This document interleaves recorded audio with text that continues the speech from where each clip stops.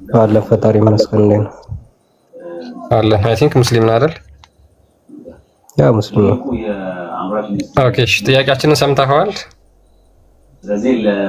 ያው ቅንጭብጭቡንም ቢሆን ሰምቼው። ኦኬ ቁርአን ግልጽ እና የተብራራ ለነገሮች ሁሉ አብራሪ ነው ብለህ ታምናለህ? ያው ስለዚህ ቁርአን ውስጥ ያልተብራራ ያልተዘረዘረ ነገር የለም ማለት ነው። ሁሉ ነገር ቁርአን ላይ ተገልጿል።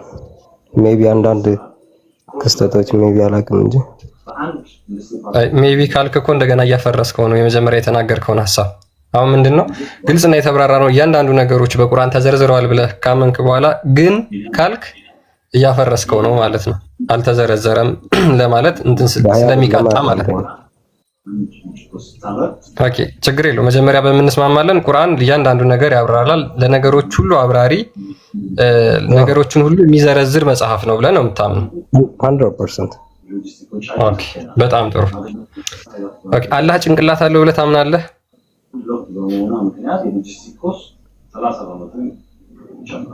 ጭንቅላት ባይኖረውማ ይሄን ሁሉ አርሽን ምድርንም ሰው ልጅንም አይፈጥረው ነበር አለው። ለምንድን ነው የሌለው? ኦኬ የቱ ጋር ነው አላህ ጭንቅላት አለኝ ብሎ የተናገረው? ያው ለቁርአኑ ላይ ባይናገርም ማለት ነው። ግን ጭንቅላትና ቢያስተውል ነው እንግዲህ ይሄን ሁሉ ነገር ፍጥረታትን በሙሉ የፈጠረው። ሳያስተውል የሰው ልጅን አንድ ነገር መስራት ይችላል? ንገረኝ እስኪ። ኦኬ በጣም ጥሩ። ስለዚህ ቁርአን ግልጽ እና የተብራራ ነው ብለህ ለነገሮች ሁሉ ዘርዛሪ ነው ስለ አላህ እያንዳንዱ ነገር ይናገራል ብለን ከተማመንን በኋላ የአላህን ጭንቅላት የማይናገር ከሆነ ምኑ ላይ ነው የተብራራው? ኢማጂን ሲናገር መሰለህ የአላህ ጭንቅላት ቁርአን ውስጥ ተጠቅሷል ወይስ አልተጠቀሰም?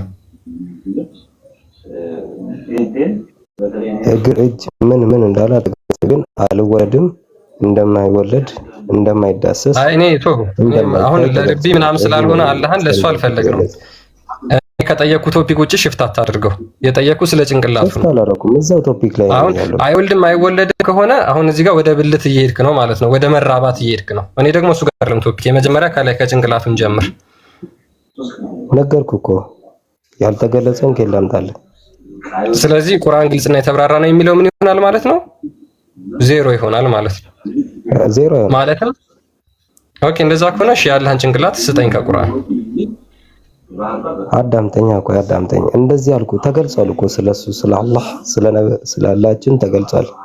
የተገለጸበት መንገድ ግን አገባ አይደለ? እሱ እንደማይወለድ እሱ እንደማይታይ ከአርሽ በላይ እንዳለ ነው የተገለጸው እንጂ እግር አለው እንትን አለው አካሉ እንደዚህ አይገለጽ። ሲጀመር አልወለድም አልታይም ብሏል። በቃ ቁርአኑ ላይ ተገለጸ። ጭንቅላት መኖርና መወለድ አለመወለድን ምን ያገናኘዋል ሀቢቢ?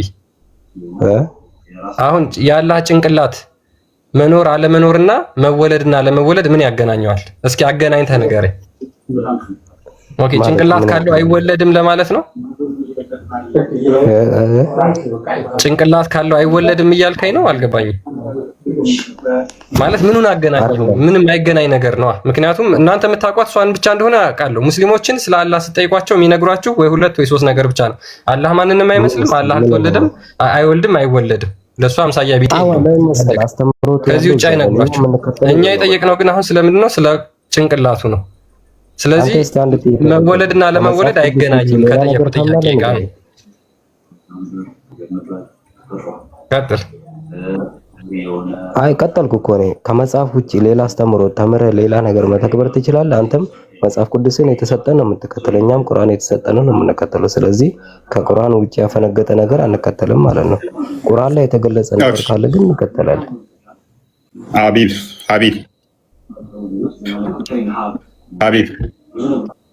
ይሰማል። ስለዚህ ቁርአን ግልጽና የተብራራ ነው ብለህ ግን ታምናለህ? ግልጽና የተብራራ ነው በስተክል። ምክንያቱም እዛ ላይ የተገለጸ ነገር በሙሉ ፉአድ ተመለስ። አደም ሙጣ ይኸው ለምን መሰለህ ማመሳከሪያ እንደኔ አይነት እምነት ያላቸውን መጠየቅ ትችላለህ። መልካም እሺ። አይ ችግር የለውም ተስማማን። ቁርአን ግልጽና የተብራራ ከሆነ ግልጽና የተብራራ የታየ ነገር ነው። ያ ግልጽና የተብራራ ነገሮቹ ሁሉም ያብራራ ነው አይደለ? አዎ ስለ ሁሉ ነገር ቁርአን ላይ ተዘግቧል። እሺ የምታምነው ብቻ ነው የምጠይቀህ። ኦኬ ስለ ሁሉ ነገር ተዘረዝሯል። እምነት የሆኑ ነገሮች ተብራርተዋል። መልካም። ስለ ኢሳ ምን ብለህ ነው የምታምነው? ነብይ መሆኑ። ሌላስ? ስለ ኢሳ አለይሂ ሰላም ሲጀመር ቁርአናችን ላይ የሚለው እሱ ነብይ እንደሆነ ብቻ ነው። ሌላ ነገር አሁን እኔ ያለው እንዴት ነው የሚሆነው? ኢሳ አሁንማ የለም በህይወት የለም። አንተ ቆይ አንተ ስታስብ ነቢያቶችን ማየት ትችላለህ እኮ። በህይወት የለም ስትል ምን እያልክ ነው? አሁን ሞቷል አይደለም። በህይወት ማለት ለሰው ልጅ አይታይም ማለት ነው። ገባ አይደለ? ምን ስለዚህ እሱም አላህ እኩል ነው እያልከኝ ነው? አላህ ቅድም አይታይም አልክ፣ አሁን ደግሞ ኢሳም አይታይም ለሰው ልጅ አልክ። ከአላህ ጋር አንድ ነው ማለት ነው። ለአንተ ገብርኤል እንደማይታየው ሁሉ እሱም ለኛ አይታይም። ነቢያቶች በሙሉ አይታዩም እኮ። ስለሱ ያለህን እምነት ንገረኝ ነው ያልኩህ። ኢሳ ተመልሶ ይመጣል ብለህ ታምናለህ? ነብይ ኢሳ አለይሂ ሰላም ሁሉም ነቢያቶች የሚመጡባቸው ጊዜያቶች አሉ። ፈጣሪያችን አላህ ሱብሃነሁ ወተዓላ ቁርአን እኔ ስለ ኢሳ ነው የጠየቅኩህ። ኢሳ ተመልሶ ይመጣል ወይ? ነገርኩህ እኮ። ለምንድን ነው የማይመጣው? የመጨረሻው ዘመን ማብቂያ ላይ ይመጣል። ኦኬ ለምንድን ነው የሚመጣው? ስትሞት ክርስቲያንም ለምንድን ነው የሚመጣው? አዳምጠኛ። አንተም ስትሞት ሁሉም ከሞቱ በኋላ መሰለ ስራውን ለመተግበር ነው። ነቢያቶች ይኸውልህ መሰለ ሁሉም ከሞቱ በኋላ አብሮ ነው የሚመጣው ከሁሉም? ቆይ አይደለም፣ አብሮ ነው ከሌሎቹ ጋር የሚመጣው? ይኸው ነገሮች አብሮ መጨረሻ ዓለም ላይ ከሌሎቹ ነቢያት ጋር አብሮ ነው የሚመጣው? አዋ እንደሱ ይኸውልህ ነቢያቶች ሲጀመር አንደኛ ተልኳቸው ምን መሰለህ? ላስተምሮትና ራእዮችን ለመግለጽ ብዙ ነገሮችን ለመፈጸም ነው። ነቢያቶችን እንደማናያቸው በሙሉ ማለት ነው። ስለዚህ ቆይ ሀቢብ እሺ እየሰማሁ ነው። ኢሳ በመጣበት ሰዓት ላይ ሞቶ ነበር ማለት ነው? ሞቶ ነበር ማለት ነው? ማን የመጣ ሳለ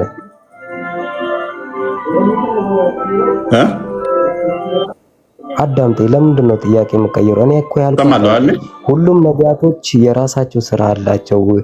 ልክ ይኸውልህ አዳምጤ፣ እስራኤል ነፍስ እንደሚወስደው ሁላ ያንተ ገብርኤል ምንድነው ጠላቶችን እንደሚገለው ሁላ ሁሉም ነቢያቶች የራሳቸው ስራዎች አላቸው። ገባ አይደለ? ነቢያችን የሱ ነው የሚቆራረጠው። አዳም ያንተ ነው።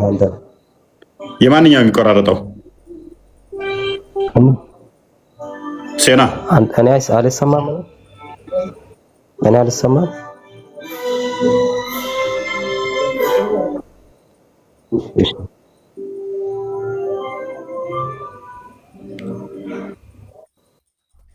እሺ ቀጥል፣ አዳምጣለሁ፣ ችግር የለውም።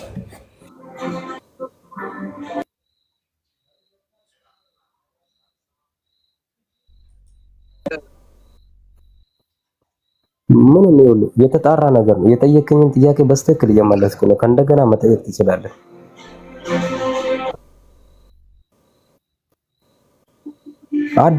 አዳምጠኝ። ተምሳሌትና ምሳሌ ነው የሰጠው አይደለ?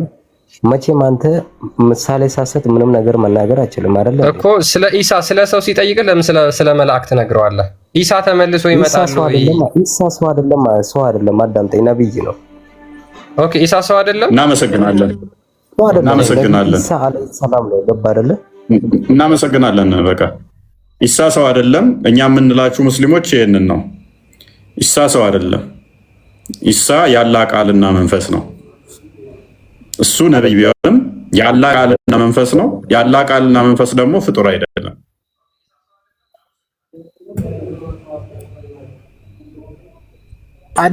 አደም ፍጡር አይደለም።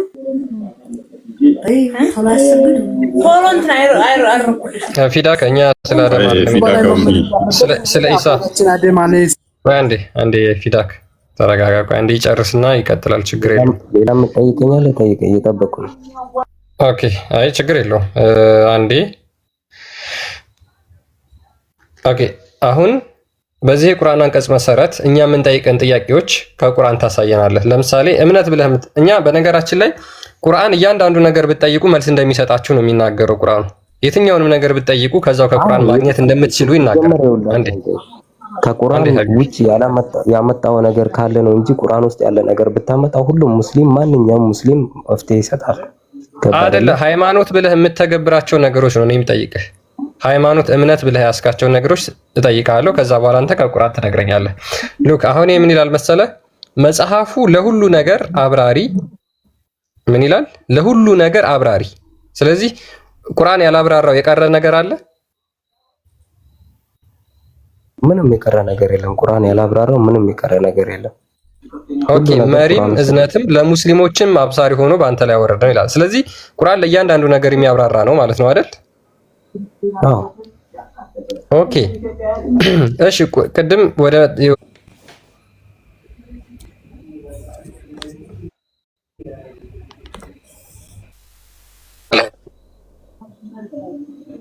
ቁርአኑ ላይ አሁንም ልንገርልህ በስተክል ቁርአኑ ላይ አልተገለጸም። ቁርአን ላይ አንዴ እንደዛ ታምናለህ አይደል ወይስ አታምንም? አላህ ጭንቅላት አለው ብለህ ታምናለህ ወይስ አታምንም? ከመጀመሪያው እያጠራን ምክንያቱም አላህ ጭንቅላት እንዳለው ታምናለህ። ይሄን ዓለም አይፈጥርም ነበር ገባ አይደለ? ኦኬ እሺ ገብቶኛል። አላህ ጭንቅላት ከሌለው ችግር የለውም አይፈጥርም እያልክ ነው። በጣም ጥሩ ኦኬ። ስለዚህ አላህ ጭንቅላት አለው የሚል ወሬ አቀየርህ ወንድሜ ተረጋጋ እንጂ ሀቢብ ያልከውን ነው እኮ ያብራራሁት። ምንድነው ያልኩት? ችግር የለም ኦኬ። አላህ ጭንቅላት ስላለው ነው ይሄን ሁላ ፍጥረት የፈጠረው። አላህ ጭንቅላት ስላለው ነው። ቆይ አንዴ አላህ ጭንቅላት ስላለው ነው ይሄን ሁላ ፍጥረት የፈጠርከው አይደል ያልከው? ስለዚህ ጭንቅላት ከሌለው አይፈጥርም ማለት ነው እኮ በቃ ጭንቅላት ከሌለው አይፈጥርም። አሁን ወንድማችን እንደነገረን አላህ ጭንቅላት ስላለው ነው ሁሉን ነገር የፈጠረው አለ። ጭንቅላት ከሌለውስ አይፈጥርም፣ ፈጣሪ አይደለም። ስለዚህ የቁርአኑ አላህ ጭንቅላት እንዳለው ከ114ቱ ምዕራፍ አንድ ማስረጃ አስተ የጎችን ፍላጎትና ተስፋ ወደ ፖሊሲና ስትራቴጂ የሚቀይሩ የሀሳብ መፍለቂያዎች እንደሆኑ እኔ እኮ ላቀዘቅዝለን ነበረ ላቀልለት ነበር ስለ ኢሳ የጠየቅኩት። ልጁ ግን ወደዛ መስሎ አሁንም ወደ ጭንቅላቱ ውስጥ ከተተ። አዳምጠኝ መለስኩልህ እኮ በስተቀር ከዚህ ማስረጃ ኢማጂን እሱ የሰራውን ፕሪሚሲስ ብቻ አዳምጡ። አላህ ጭንቅላት ፈጣሪ ሆነው ነገሩን ሁሉ የፈጠረው ጭንቅላት ስላለው ነው። ጭንቅላት ከሌለው አይፈጥርም ማለት ነው በኢምፕሊኬሽን። ስለዚህ አላህ የቱ ጋር ነው ጭንቅላት አለ ብሎ ከ114ቱ ምዕራፍ ውስጥ የተናገረው? ምን ጭንቅላት አለ ማለት አላህ ጭንቅላት አለ ብሎ የተናገረው ከየትኛው የቁርአን ምዕራፍ ላይ የትኛው አንቀጽ ላይ ነው? ወለም ያዳምጠኝ እኮ ምን እንዳል ከሌላ አላህ ፈጣሪ አይደለም ማለት ነው። ካልተገለጸ አንደኛ ቁርአን የተብራራና ግልጽ ነው የሚለው ፉርሽ ይሆናል፣ አይሆንም። የአላህ ቃል ሐሰተኛ ይሆናል። ሁለተኛ አላህ ፈጣሪ አይሆንም። ለምን? ጭንቅላት የሚለው ቁርአን ስላልተገለጸ ማለት ነው። ትክክለኛው መልስ እኮ ነገርኩህ አንተ ነው እኮ። እጅ ያለው በደንብ ግልጽ አድርግላቸው። እጅ ያለው አላህ እግር አለው ብለው ያምናሉ። ጭንቅላት አለው ወይ ነው የክርስቲያን ጥያቄ። አሳየን፣ እጅ እግር መኖሩን አሳየን ቁርአናችን ላይ። እጅ እንዳለው አታምንም አለ። የአንተን እምነት አሳየን ትለናለህ እንዴ? እና በቃ ታዲያ አሳየው። እኔ እኮ ግርም 37 አዳምጠኝ። ለምንድን ነው ሁሌ እኛ የምጠይቁን? እስቲ እኛን እንድንጠይቃችሁ እጅ እንዳለው ላሳይ። ከዛ አንተ ደግሞ ጭንቅላት አለ ያልከኝ ታሳይኛለህ። ያ ምን ይላል? ኢብሊስ ሆይ በሁለት እጆቼ ለፈጠርኩት ከመስገድ ምን ከለከለ? ስለዚህ አላህ ስንት አለው? ሁለት እጅ አለው ማለት ነው። ስለዚህ አንተ ደግሞ ጭንቅላቱ ማስረጃ አስጠይ ከቁርአን።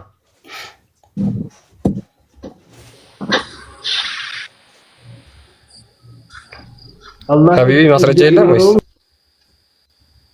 ተረጋጋ እንዴ አብዱላህ።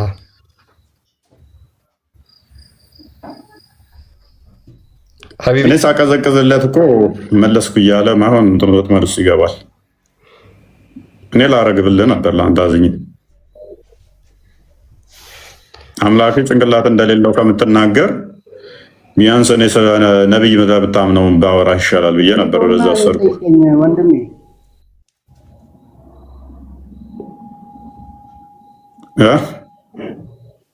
እሱን ተውና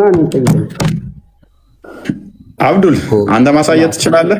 አስተምሮቱ ራሱ እኮ እየነገረ ምንድነው ማሳየው? መጀመሪያ እኮ ማሳየት የሚባል ነገር እኮ የለም እዚህ ጋር። አላህ ሱብሓነሁ ወተዓላ እጅ አለው፣ ግን የሰው አይነት እጅ አይደለም ያለው፣ ለራሱ የሚመጥን አይነት እጅ ነው። ኦኬ እኔ ማን አይነት እጅ አለው ብዬ አልጠየቅኩህም። ጭንቅላትስ አለው? አላህ Subhanahu Wa Ta'ala አለው ግን ለራሱ የሚመጥን አይነት ነው የሰው አይነት አይደለም ያስባል ምናምን ብለህ ልጠይቀኝ አትችልም ስለ አላህ ኦኬ አያስብም ችግር የለውም አልጠየቅህም አያስብ ጭንቅላት አለው የሰው አይመስልም ብላል አላህ Subhanahu Wa Ta'ala የራሱ የሆነ ልቅናና ክብር ያለው ችግር የለውም እሺ ያስባል አያስብም የሚባለው የሰው ልጅ ነው እንጂ አላህ አይደለም መልካም እሺ ቆይ አዳምጥ ተስማማውልህ እሺ እጅ አለው የሰው አይመስልም ጭንቅላት አለው የሰው አይመስልም ብላል እኮ የሰው ማይመስል ጭንቅላት እንዳለው ከ114ቱ ምዕራፍ ውስጥ እስቲ ጭንቅላት የሚለውን አሳየን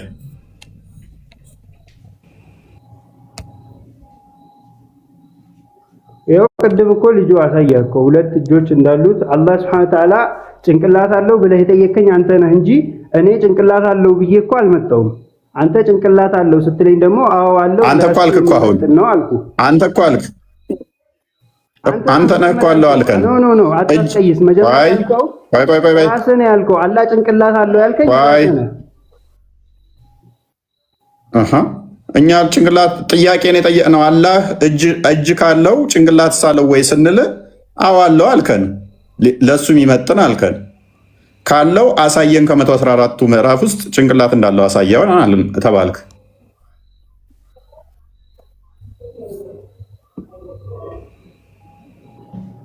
ሰማለኛ ቀጥል አብዱል ሐሚድ አዎ ይሰማል ፈጥሩ አለው አላህ እጅም ሁሉም ነገር አለው ግን ለሱ የሚመጥን ያለው ይሄንን እንዳለ ማስረጃ አሁን ላይ ስላልያዝኩ ማስረጃ አሁን ግን በደረስ መወያየት እንችላለን ኦኬ እሺ እንታውልህ ይሄንን ማስረጃ እንደዚህ መጠየቅ እኔ ላመጣሁት ነገር ነው እንጂ አብዱል በፈበረከው በፈጠርከው ነገር ማስረጃ ብለህ ማፋጠጥ አትችልም ለምንድን ነው ታለቃቀሰው ቆይ ተረጋጋ እኛ ስለ እስልምና መወያየት እንችላለን ጎበዝ ያላ ጭንቅላት መሰረታዊ አይደለም በእስልምና መሰረት ምንድነው እሱ ቂጥ ማጠብ አይደለ አላልኩም ውዱ ማድረግ ሰውዬ አታስቀ ወደ ሌላ አትሂድ እኔ እንደዛ አላልኩም ስንት ማግባት ቆይ አንዴ ያላ ጭንቅላት መሰረት አይደለም ልብ በሉ ያላ ጭንቅላት መሰረት አይደለም ውዱ ማድረግ ቂጥ ማጠብ ግን መሰረት ነው ስንት ማግባት መሰረት ነው እንዴት ወሲብ ማድረግ መሰረት ነው አፍንጫ ውስጥ ውሃ መጨመር መሰረት ነው ሱሪ ማሳጠር መሰረት ነው ሐጅ ማድረግ መሰረት ነው ከመሐመድ ቤት ውጡ ማለት መሰረት ነው አቡላብ ሚስትና አቡላብ መርገም መሰረት ነው ክርስቲያኖችን መርገም መሰረት ነው አይ አትባልጋ በስነ ስርዓት አውራ የምታወራ ከሆነ መተበረበረው እንደ መጀመሪያ የሱን ተቀበለ ታጅ በረበራ ሰውና አይደል አንተ እንደስበሰ ስላላ ጭንቅላት እያወራን ስለ መሰረት እናውራ መሰረት ስለሆነ ነገር እናውራ ይለኛል እንደ ስለ አምላኩ ጭንቅላት እያወራ ምናምን ብለ አታስቀይስ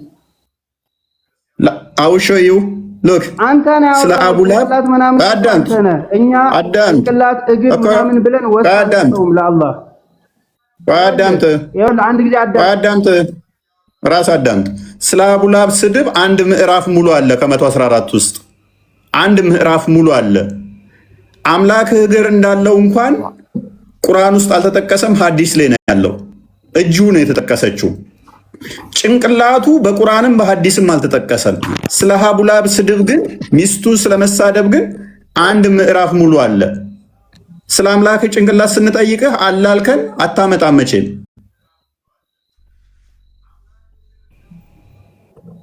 ምክንያቱም መሰረት አይደለም እሱ እግርና ጭንቅላት መናገሩ ለፍጡራኑ አስፈላጊ ባይሆንስ ቁርአን ላይ ነብያችን ሐዲስ ላይ ቢያብራሩ በቂ ነው ለኛ አላህ መናገሩ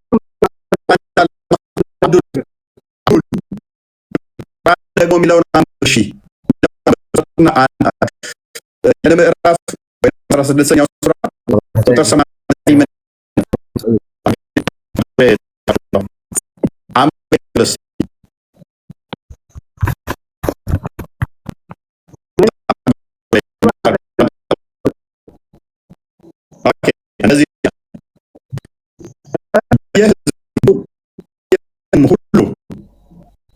ውስጥ ጎሳቸው በእነሱ መስካሪን የምንቀሰቅስበትን አንተንም በዚህ ህዝቦች ላይ መስካሪ ያለን የምናመጣህን ቀን አስታውስ። ጻፉንም በደንብ አስተውል። መጽሐፉንም ለሁሉ ነገር በደንብ አስብ። ለሁሉ ነገር ፓርሻሊ አይደለም፣ ለሁሉ ነገር በግማሽ ወይም በሩብ አይደለም። ሀቢቢ የአንተን ቀኬ እኮ እዚህ ጋር መስማት የፈለገ የለም። ለምንድን ነው ሚታን ስተምስለው? አንተን አይደለም አንደኛው ባለጌ ነው እንጂ ለማሳል ማይክ ያነሳል። አውርዳው ክርስቲያን ስርዓት እንኳን የሌላቸው ናቸው። በየጌታ ስም የአንተን ቀኬ አሁን ከስር መስማት የናፈቀው የለም። ማይኩን አንስቶ ይስላል። ምን አይነት ባለጌ እንደሆኑ ማለት ነው። በደንብ አስተውል።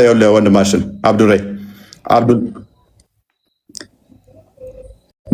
መጽሐፉንም ለሁሉ ነገር አብራሪ፣ በደንብ አስተውል። ለሁሉ ነገር አብራሪ፣ መሪ፣ እዝነትም ለሙስሊሞችም አብሳሪ ሆኖ በአንተ ላይ አወረድን ይላል አይደለ? አዎ ይላል። ጨረስክ? ልመልስ? አንድ የጨርስና ሐሳብህን መልስልሃለሁ። ስለዚህ ለሁሉ ነገር አብራሪ ከሆነ ለሁሉ ነገር በተባለው ስላላ ነገር መካተት አለበት ማለት ነው። ለሁሉ ነገር ነው የተባለው። ስለዚህ ስለ አምላክህ እጅ እንዳለው ነግሮህ እግር እንዳለው ሳይነግርህ ሐዲስ ነው የነገረ። ከአንዴ ልጨርስ ትቀጥላለህ። እሺ እጅ እንዳለው ቁርአኑ ነገረ፣ እግር እንዳለው ደግሞ ሐዲሱ ነው የሚነግረ። ጭንቅላትን በመሀል ረስተውታል እያልንህ ነው። ጭንቅላት የቱ ጋር ነው የተነገረ? ሐዲስ ላይ ወይንስ ቁርአን ላይ? ኢቭን ሐዲሱ ተቀባይ አይደለም። እግር የሚለው ሐዲሱ ተቀባይ አይሆንም። ምክንያቱም ቁርአኑ ሁሉን ነገር አብራሪ ነው ካለ በኋላ ስለ አምላክ እጅ እንዳለው እንጂ እግር እንዳለው አልነገረም። እግር እንዳለው የነገረ ሐዲስ ነውና። ቀጥል። እሺ አሁን በማን መልስልህ? መጀመሪያ በቁርአኑ አንቀጽ ስትጠቅስልኝ አንተ ምን ብለህ ነው የጀመርከው? በሁሉም ህዝቦች ላይ መልእክተኞችን ልከናል እና እነዛ መልእክተኞች አብሳሪና አስጠንቃቂ ሲሆኑ በየውሙል ቂያማ ነገ በአኺራም ደግሞ ምስክር ይሆኑባቸዋል የሚል ሐሳብ ነው ያነሳው። እና ደግሞ አንተንም ደግሞ በዚህ ህዝብ ላይ ላክነህ፣ ቁርአንን ደግሞ ለሁሉም ነገር አብራሪ ስንሆን ላክ ነው ማለቱ አላህ Subhanahu Wa Ta'ala ህዝቡን በተመለከተ በኑሮ ጉዳይ በእያንዳንዱ ነገር በህዝቡን በተመለከተ ነው እንጂ አብራሪ የሆነው ቁርአኑ ስለ አላህ ልቅናና ስለ አላህ ኃያልነትማ እኛ ምን አገባን ሲጀመር ማለት ነው። ግን የውሙል ቂያማ ተነስተህ ፍርድ የሚሰጥህ በዚሁ ቁርአንህ ነው። አንተ ላይ በተወረደው ዛሬ በተወረደው በነብዩ መሐመድ ሰለላሁ ዐለይሂ ወሰለም ላይ በተወረደው ቁርአን ስለሆነ እኛ የሚፈረድብን የሚያብራራውም ስለዚሁ ዙሪያ ነው እንጂ የውሙል ቂያማ እኮ እኛ ተነስተን የምንጠየቀው እኮ ስለ ኃጢአታችን ስለሰራነው ወንጀልና ስለሰራነው ጽድቅ ነው እንጂ የምንጠየቀው አላህ ስንት እግር አለው ብሎ አይደለም የሚጠይቀን። አላህ Subhanahu Wa Ta'ala ማንን ስታመልክ ነበር ነው ብሎ የሚጠይቀን። እና ስለዚህ መጽሐፉም የሚያብራራው የሚያስፈልጉንን መሰረታዊ ነገሮች በሙሉ እዚህ ምድር ላይ ያሉትን ነገሮች የትኛው መንገድ ሐቅ እንደሆነ የትኛው ደግሞ ውሸት እንደሆነ ያብራራል። እና ደግሞ ቤተሰብህን እንዴት ማክበር እንዳለብህ፣ ጎረቤት እንዴት ማክበር እንዳለብህ፣ የኑሮውን ሁኔታ እንዳለ ያብራራል ነው እንጂ ስለ አላህ ይናገራል አይደለም። አላህማ ራሱ እኮ ነው መጀመሪያም ተናጋሪው። ይሄንን ህግ ራሱ እየደነገገ ያለው እሱ እኮ ነው። ከሱ በፊት እኮ ምንም ነገር የለም። ሲጀመር እኛ የሱ ፍጥሮች ነን። ስለሱ ልቅናና ስለሱ ኃያልነት የመጠየቅም ቦታም መብትም የለንም። ምክንያቱም እኛ የሱ ፍጥሮች ነን። ቁርአን ያብራራል ያለው እዚህ ምድር ላይ ስለተወረዱ ነገሮች በሙሉ ነው የሚያብራራው። ምድር ላይ ስለ ነብያቶች ከአደም አለይሂ ሰላቱ ወሰላም ጀምሮ እስከ ነብይና መሐመድ ሰለላሁ ዐለይሂ ወሰለም ያሉትን ነገሮች በሙሉ ያብራራል። ይፈረድባቸዋል ያለንም ለዛው ነው። ምክንያቱም ሁሉንም ነገር አብራርቶ ስለጨረሰ አንተ ለምሳሌ ትክክለኛውን መንገድ ደንግጎልህ ሳለ በጠማማው መንገድ ብትሄድ በዚህ መጽሐፍ ይፈረድብሃል። የሚያብራራልህም ስለዚህ ነገር ነው መጽሐፉ ሁሉንም ነገር በተመለከተ ማለት ነው እዚህ ምድር ላይ ስላለ እንጂ የውሙል ቂያማ ተነስተ አላህ እግር አለው ምናምን ተብላ አትጠየቅም። የምትጠየቀው ቀብር ውስጥም ስትገባ ፈጣሪህ ማን ነው መረቡክ ነው የምትባለው መጀመሪያ ማለት ነው። ፈጣሪህ ማን ነው የምትባለው። የውሙል ቂያማም ስለ ጽድቅህና እሺ ጨርስ ወንድማችን እንጂ የምትጠየቀው ስለ ሌላ ነገር አይደለም። አንዴ ሜቢ በደንብ ሰምታችሁ ከሆነ ከመጀመሪያ ጀምሮ ነው ነጥብ የጣለው። ከመጀመሪያው አስነኝ ጀምሮ ነጥብ ጥሏል። ኦኬ አንዴ ሚዩት አድርገው። ምን ብሏል? በየህዝቡም ሁሉ ውስጥ ከጎሳዎች በነሱ ላይ ሚውታርክ ኦኬ በየህዝቡም ሁሉ ውስጥ ከጎሳቸው በነሱ ላይ መስካሪን የምንቀሰቅስበት አንተንም በእነዚህ ህዝቦች ላይ መስካሪ አድርገን የምናመጣብህን ቀን አስታውስ ይላል። ስለዚህ በየህዝቦቹ ላይ ስለተባለ ለዛ ህዝቦቹ መሐመድን እንዳመጣ የሚያሳይ ነው። ስለዚህ በየህዝቡ ላይም መልእክተኛ መላኩን የሚያሳይ ነው ክፍሉ አለን። ትክክል። በየህዝቡ ላይ ከጎሳቸው አሁን እዚህ ውስጥ የሚያዳምጡ ከ5500 በላይ የሆኑ ሰዎች አሉ። የየራሳቸው ጎሳ አላቸው። አማራው አለ፣ ኦሮሞ አለ፣ ከምባታው አለ፣ ሀዲያው አለ፣ ትግሬው አለ፣ ወላይታው አለ፣ አፋሩ አለ። ከጎሳቸው የተላከ ነብይ አለ? ከጎሳቸው የተላከ መልእክተኛ አለ? የለም። የመጀመሪያው የቁርአን ውድቀት ሲሆን እዚህ ጋር ይጀምራል ማለት ነው። ከጎሳቸው ላከን ስለሚል ማለት ነው። በየህዝቡም ስለሚል ማለት ነው። የመጀመሪያው ውድቀቱ እዚህ ጋር ይጀምራል። ላክ ስራ ጠብቅ። ቆሻሻ ነው። እናታችሁ ሰው እያወረደ ነው። ጠብቀው አስወርደው። በእናትህ ምን አይነት ቆሻሻ እንደሆኑ ስርዓት አልበኞች። ቪዲዮ ለመክፈት እኮ ቪዲዮ ለማሰማት ቤት ውስጥ የገባው ታካዳም። ወረፋን ጠብቅ፣ ተራን ጠብቅ። ስለዚህ የመጀመሪያው ስህተት የሚሆነው ምንድነው? እሱ በየህዝቡ ሁሉ ከጎሳቸው በእነሱ ላይ መስካሪን የምንቀሰቅስበትን አንተንም በእነዚህ ያለ ህዝቦች ላይ መስካሪ አድርገን የምናመጣበትን ቀን አስታውስ።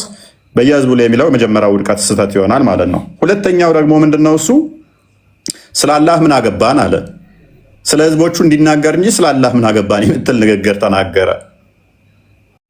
ከጎረቤታችሁ ጋር እንዴት መኖር እንዴት እንትን ማለት እንዳለባችሁ ስለዛ ሊያብራራኝ ስለ ነቢያቶች ስላለፉ ሰዎች ሊነግረን እንጂ ስለ አላህ ምን አገባን።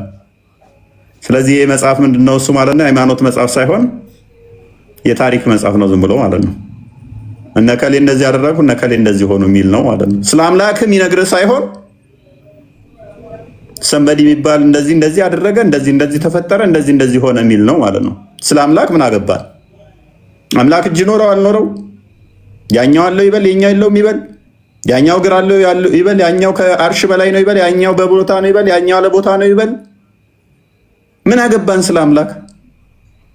ተጎረቤት ጋር መኖርን ብቻ የሚመለከተን ራሱ ነው ባይ ተጎረቤት ጋር እንዴት መኖር እንዳለብን እንጂ ስለ አምላክ ምን አገባን የምትለዋን ንግግር ራሱ ነው የተናገራት።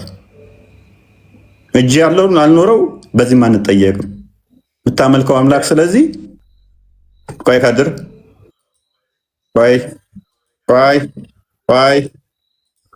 ቆይ ኦዲየንስ በደንብ ሰምቷል። አምላክ እጅ ኖረው አልኖረው አንጠየቅም፣ አይመለከተንም። ይሄ ያልከው ራስህ ነህ።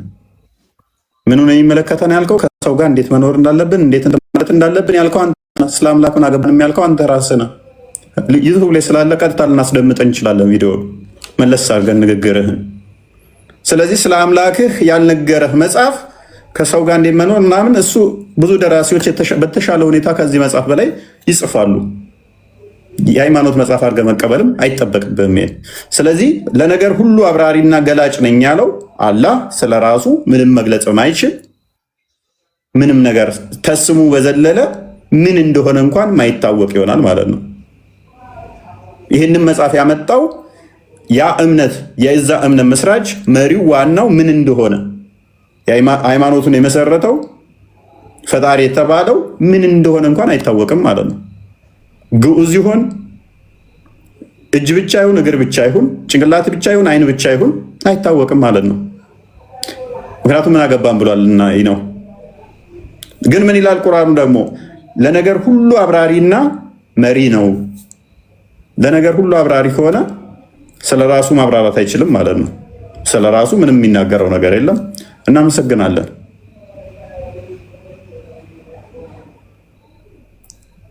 ያ ስለ ህዝብ በማብራራት ደረጃ ከሆነ በነገራችን ላይ የፍቅር ሲዝም መጽሐፍ አይታርጉት በደንብ እንዴት መኖር እንዳለባችሁ ይናገራል። እንደዛ ስለተባለ ግን የአምላክ መጽሐፍ አያደርገውም። እንዳለው እፎይ በዓለማውያን ሰዎች የተጻፉ በደራሲዎች የተጻፉ በጣም ጥሩ ጥሩ መጽሐፍቶች አሉ።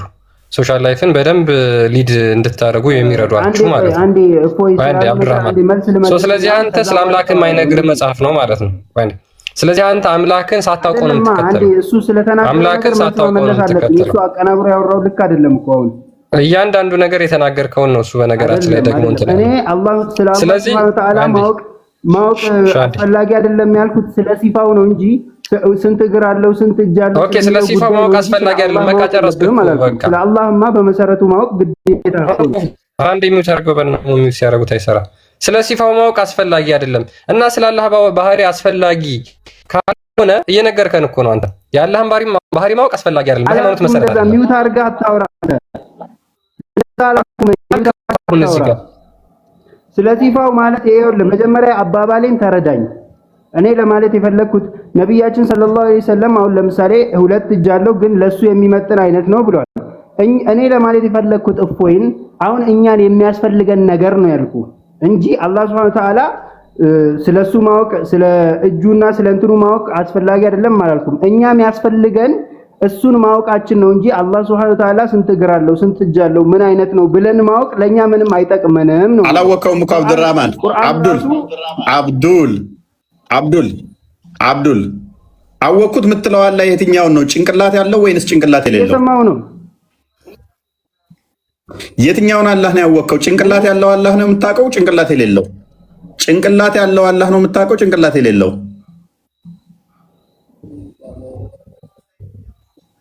ምን ማለት ነው እንደዛ ማለት ደግሞ እድል ይሰጠን እሺ የምታውቀው አላህ የትኛው ነው ጭንቅላት ያለውን አላህ ነው የምታውቀው ጭንቅላት የሌለውን አላህ ነው የምታውቀው አላህ Subhanahu Wa Ta'ala የተሟላ አካል አለው ለራሱ የሚመጥን አይነት አካል ያለውን አላህ ነው እኔ ማውቀው አንድ አላህ ነው እንጂ ጭንቅላት እግር አይን ጆሮ አፍ ብዬ ኦኬ እንደዛ ከሆነ እስቲ ጭንቅላት እንዳለው አሳየን ግን የተሟላ አካል አለው አሳየን የተሟላ አካላት አሉት ብላል ቆይ እኮ ለራሱ የሚመጥን የተሟላ አካላቶች አሉት ብላል ጭንቅላት አለው የሚል እሺ ቁርአን ላይ ያሳየን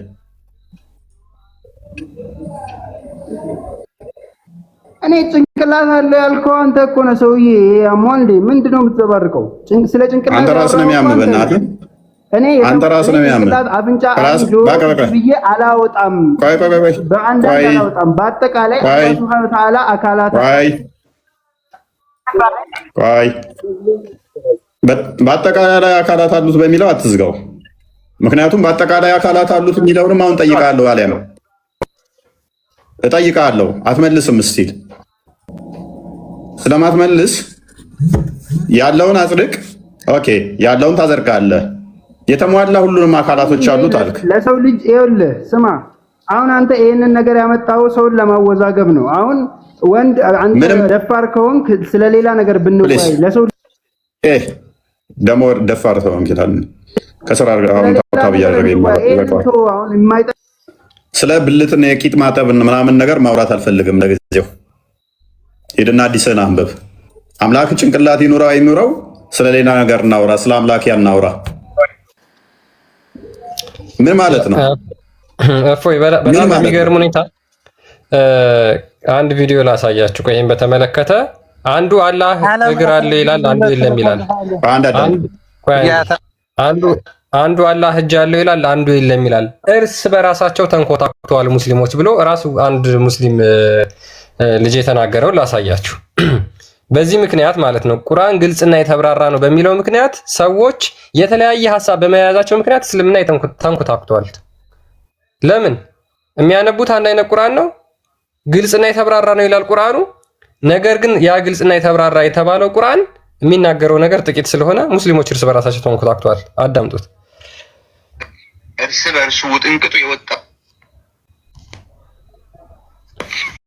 በርሱ ውጥንቅጡ የወጣው ህይወት ላይ ጉዳይ ላይ አቋም ላይ ነው ያሉት ይላል ለዚህ ማህበረሰቡ ሙስሊሙማ ያኛውን አላህ አንድ እጅ አለው ካልካፈር ነህ የለውም ካልካፈር ነህ አንድ ቪዲዮ እንደተሰማኝ እሱ ራሱ የተናገረውን እፎይ ኧረ ምንድነው ዛሬ ተረጋጉ ተራ ጠብቁ ፕሊስ ጉዳይ ላይ አቋም ላይ ነው ያሉት ይላል ለዚህ ማህበረሰቡ ሙስሊሙማ ያኛውን አላህ አንድ እጅ አለው ካልካፈር ነህ የለውም ካልካፈር ነህ አንድ ግራ ከአርሽ በላይ ቁጭ ብለዋል ካልክ ካፍር ነህ። አላለም ካልክ ካፍር ነህ። አላህ ይወርዳል ካልክ ካፍር ነህ። አይወርድም ካልክ ካፍር ነህ። ይሮጣል ካልክ ካፍር ነህ። አይሮጥም ካልክ ካፍር ነህ። فهم في امر مريج እርስ በርሱ የሚንቆጣቆጥ የሆነ እርስ በርሱ የተጣረሰ ውጥንቅጡ የወጣ ኮምፕሊኬትድ በሆነ ሀያት ነው ያሉት ይላል። ያ እንግዲህ ግልጽና የተብራራ የተባለውን ቁርአን እየተከተሉ ግልጽና የተብራራ ነው፣ ነገሮችን ሁሉ የሚያብራራ ነው። ኢቭን ሌሎች አብራሪ ሰዎች እንኳን አያስፈልጉትም የሚል ቁርአን እየተከተሉ እንደዚህ እንቁጥቁጣቸው የወጣ እምነት ነው እየተከተሉ ያሉት። አዳምጡት ቀጥሎ የሚለው መልከዘቡ ቢልሐቅ ለማ ጃአሁም ከጌታቸው እውነት ሲመጣላቸው ስላስተባበሉ። ማስተባበል ማለት ክርስቲያኖች ቁርአን ተቀበሉ ሲባሉ አይ ቁርአንን አንቀበልም የጌታ ቃል ነው ብለን ብለው በንግግር ተናገሩ። እሱ ብቻ አይደለም፣ አይ ተቀብያለሁ ብለህም ካልተገበርከው እንደዛ ነው፣ ካስነወርከው እንደዛ ነው። ሙሉ ነው ሲል አይ ሙሉ አይደለም፣ የተዘረዘረ ነው ሲል አይ አይደለም አልተዘረዘረም፣ የተብራራ ነው ሲል አይ አልተብራራም፣ መድኃኒት ነው ሲል አይ መድኃኒት አይደለም፣ ራሱን ችሎ መቆም የሚችል ብቸኛ ጥመት የሚባል ነገር የለውም እያለ ወለም የጃል ለሁ ዒወጃ ለቁርአን ምንም መጣመምን ነገር አላህ አላረገበትም እያለ ቁርአንን ብቻ ከተከተልክ ትጠማለህ ይላል። ያ ረቡል ዓለሚን አላሁ ሱብሓነሁ ወተዓላ ቁርአንን ብቻ ብንከተል እንጠማለን? ነቢዩ መሐመድ ምንድን ነበር የሚከተሉት? ቁርአንን ብቻ አልነበረምን? እንዴት ነው ደፍራችሁ የምትናገሩት? የነግድ ቁርአንን ብቻ በመከተልህ ትጠማለህ። ነቢዩ መሐመድ ዓለይሂ ሰላቱ ወሰላም ቁርአንን ብቻ አልነበረም ወይ የሚከተሉት? አሁን እኛ ቀጥሎ ከዚህ በኋላ ይህን ጥያቄ እንጠይቃለን ማለት ነው። ኦኬ የሚከተሉት አንድ ቁርአን ነው። ቁርአኑ ግልጽና የተብራራ ነው። አንዱ እጅ ያለው ይላል፣ አንዱ እጅ የለም ይላል። ኦኬ እንደዛ ከሆነ አላህ እዚህ ጋር ምን እያለ ነው? አሁን እንዳለ የሚለያዩበት ነው። ባይዘ ይሄ አላህ ሁለት ቀኝ እጅ ያለው የሚሉት ከሐዲስ ያመጣሉ። አላህ ይሮጣል የሚል ከሐዲስ ያመጣሉ። ሐዲስ ማይቀበሉት ደግሞ ያከፍራል ይሄ ይላሉ። አላህ ይስቃል ብለው ከሐዲስ ያመጣሉ። ሐዲስ ማይቀበሉት ደግሞ አላህ ይስቃል ማለት ፍጡር ማድረግ ነው። ፍጡር ይሄ ደግሞ ፍጡርን ማምለክ ነው። ስለዚህ አላህ ይሮጣል፣ አላህ ይስቃል እንደዚህ የሚሉት ካፊር ናቸው ይላሉ። እነኛ ደግሞ ይሄን የማይቀበሉት ካፊር ናቸው ይላሉ። ቁርአኑ ደግሞ ግልጽና የተብራራ ለነገር ሁሉ አብራሪ ነው ይላል። ስለዚህ አላህ ይሮጣል አይሮጥም፣ አላህ ይስቃል አይስቅም የለም።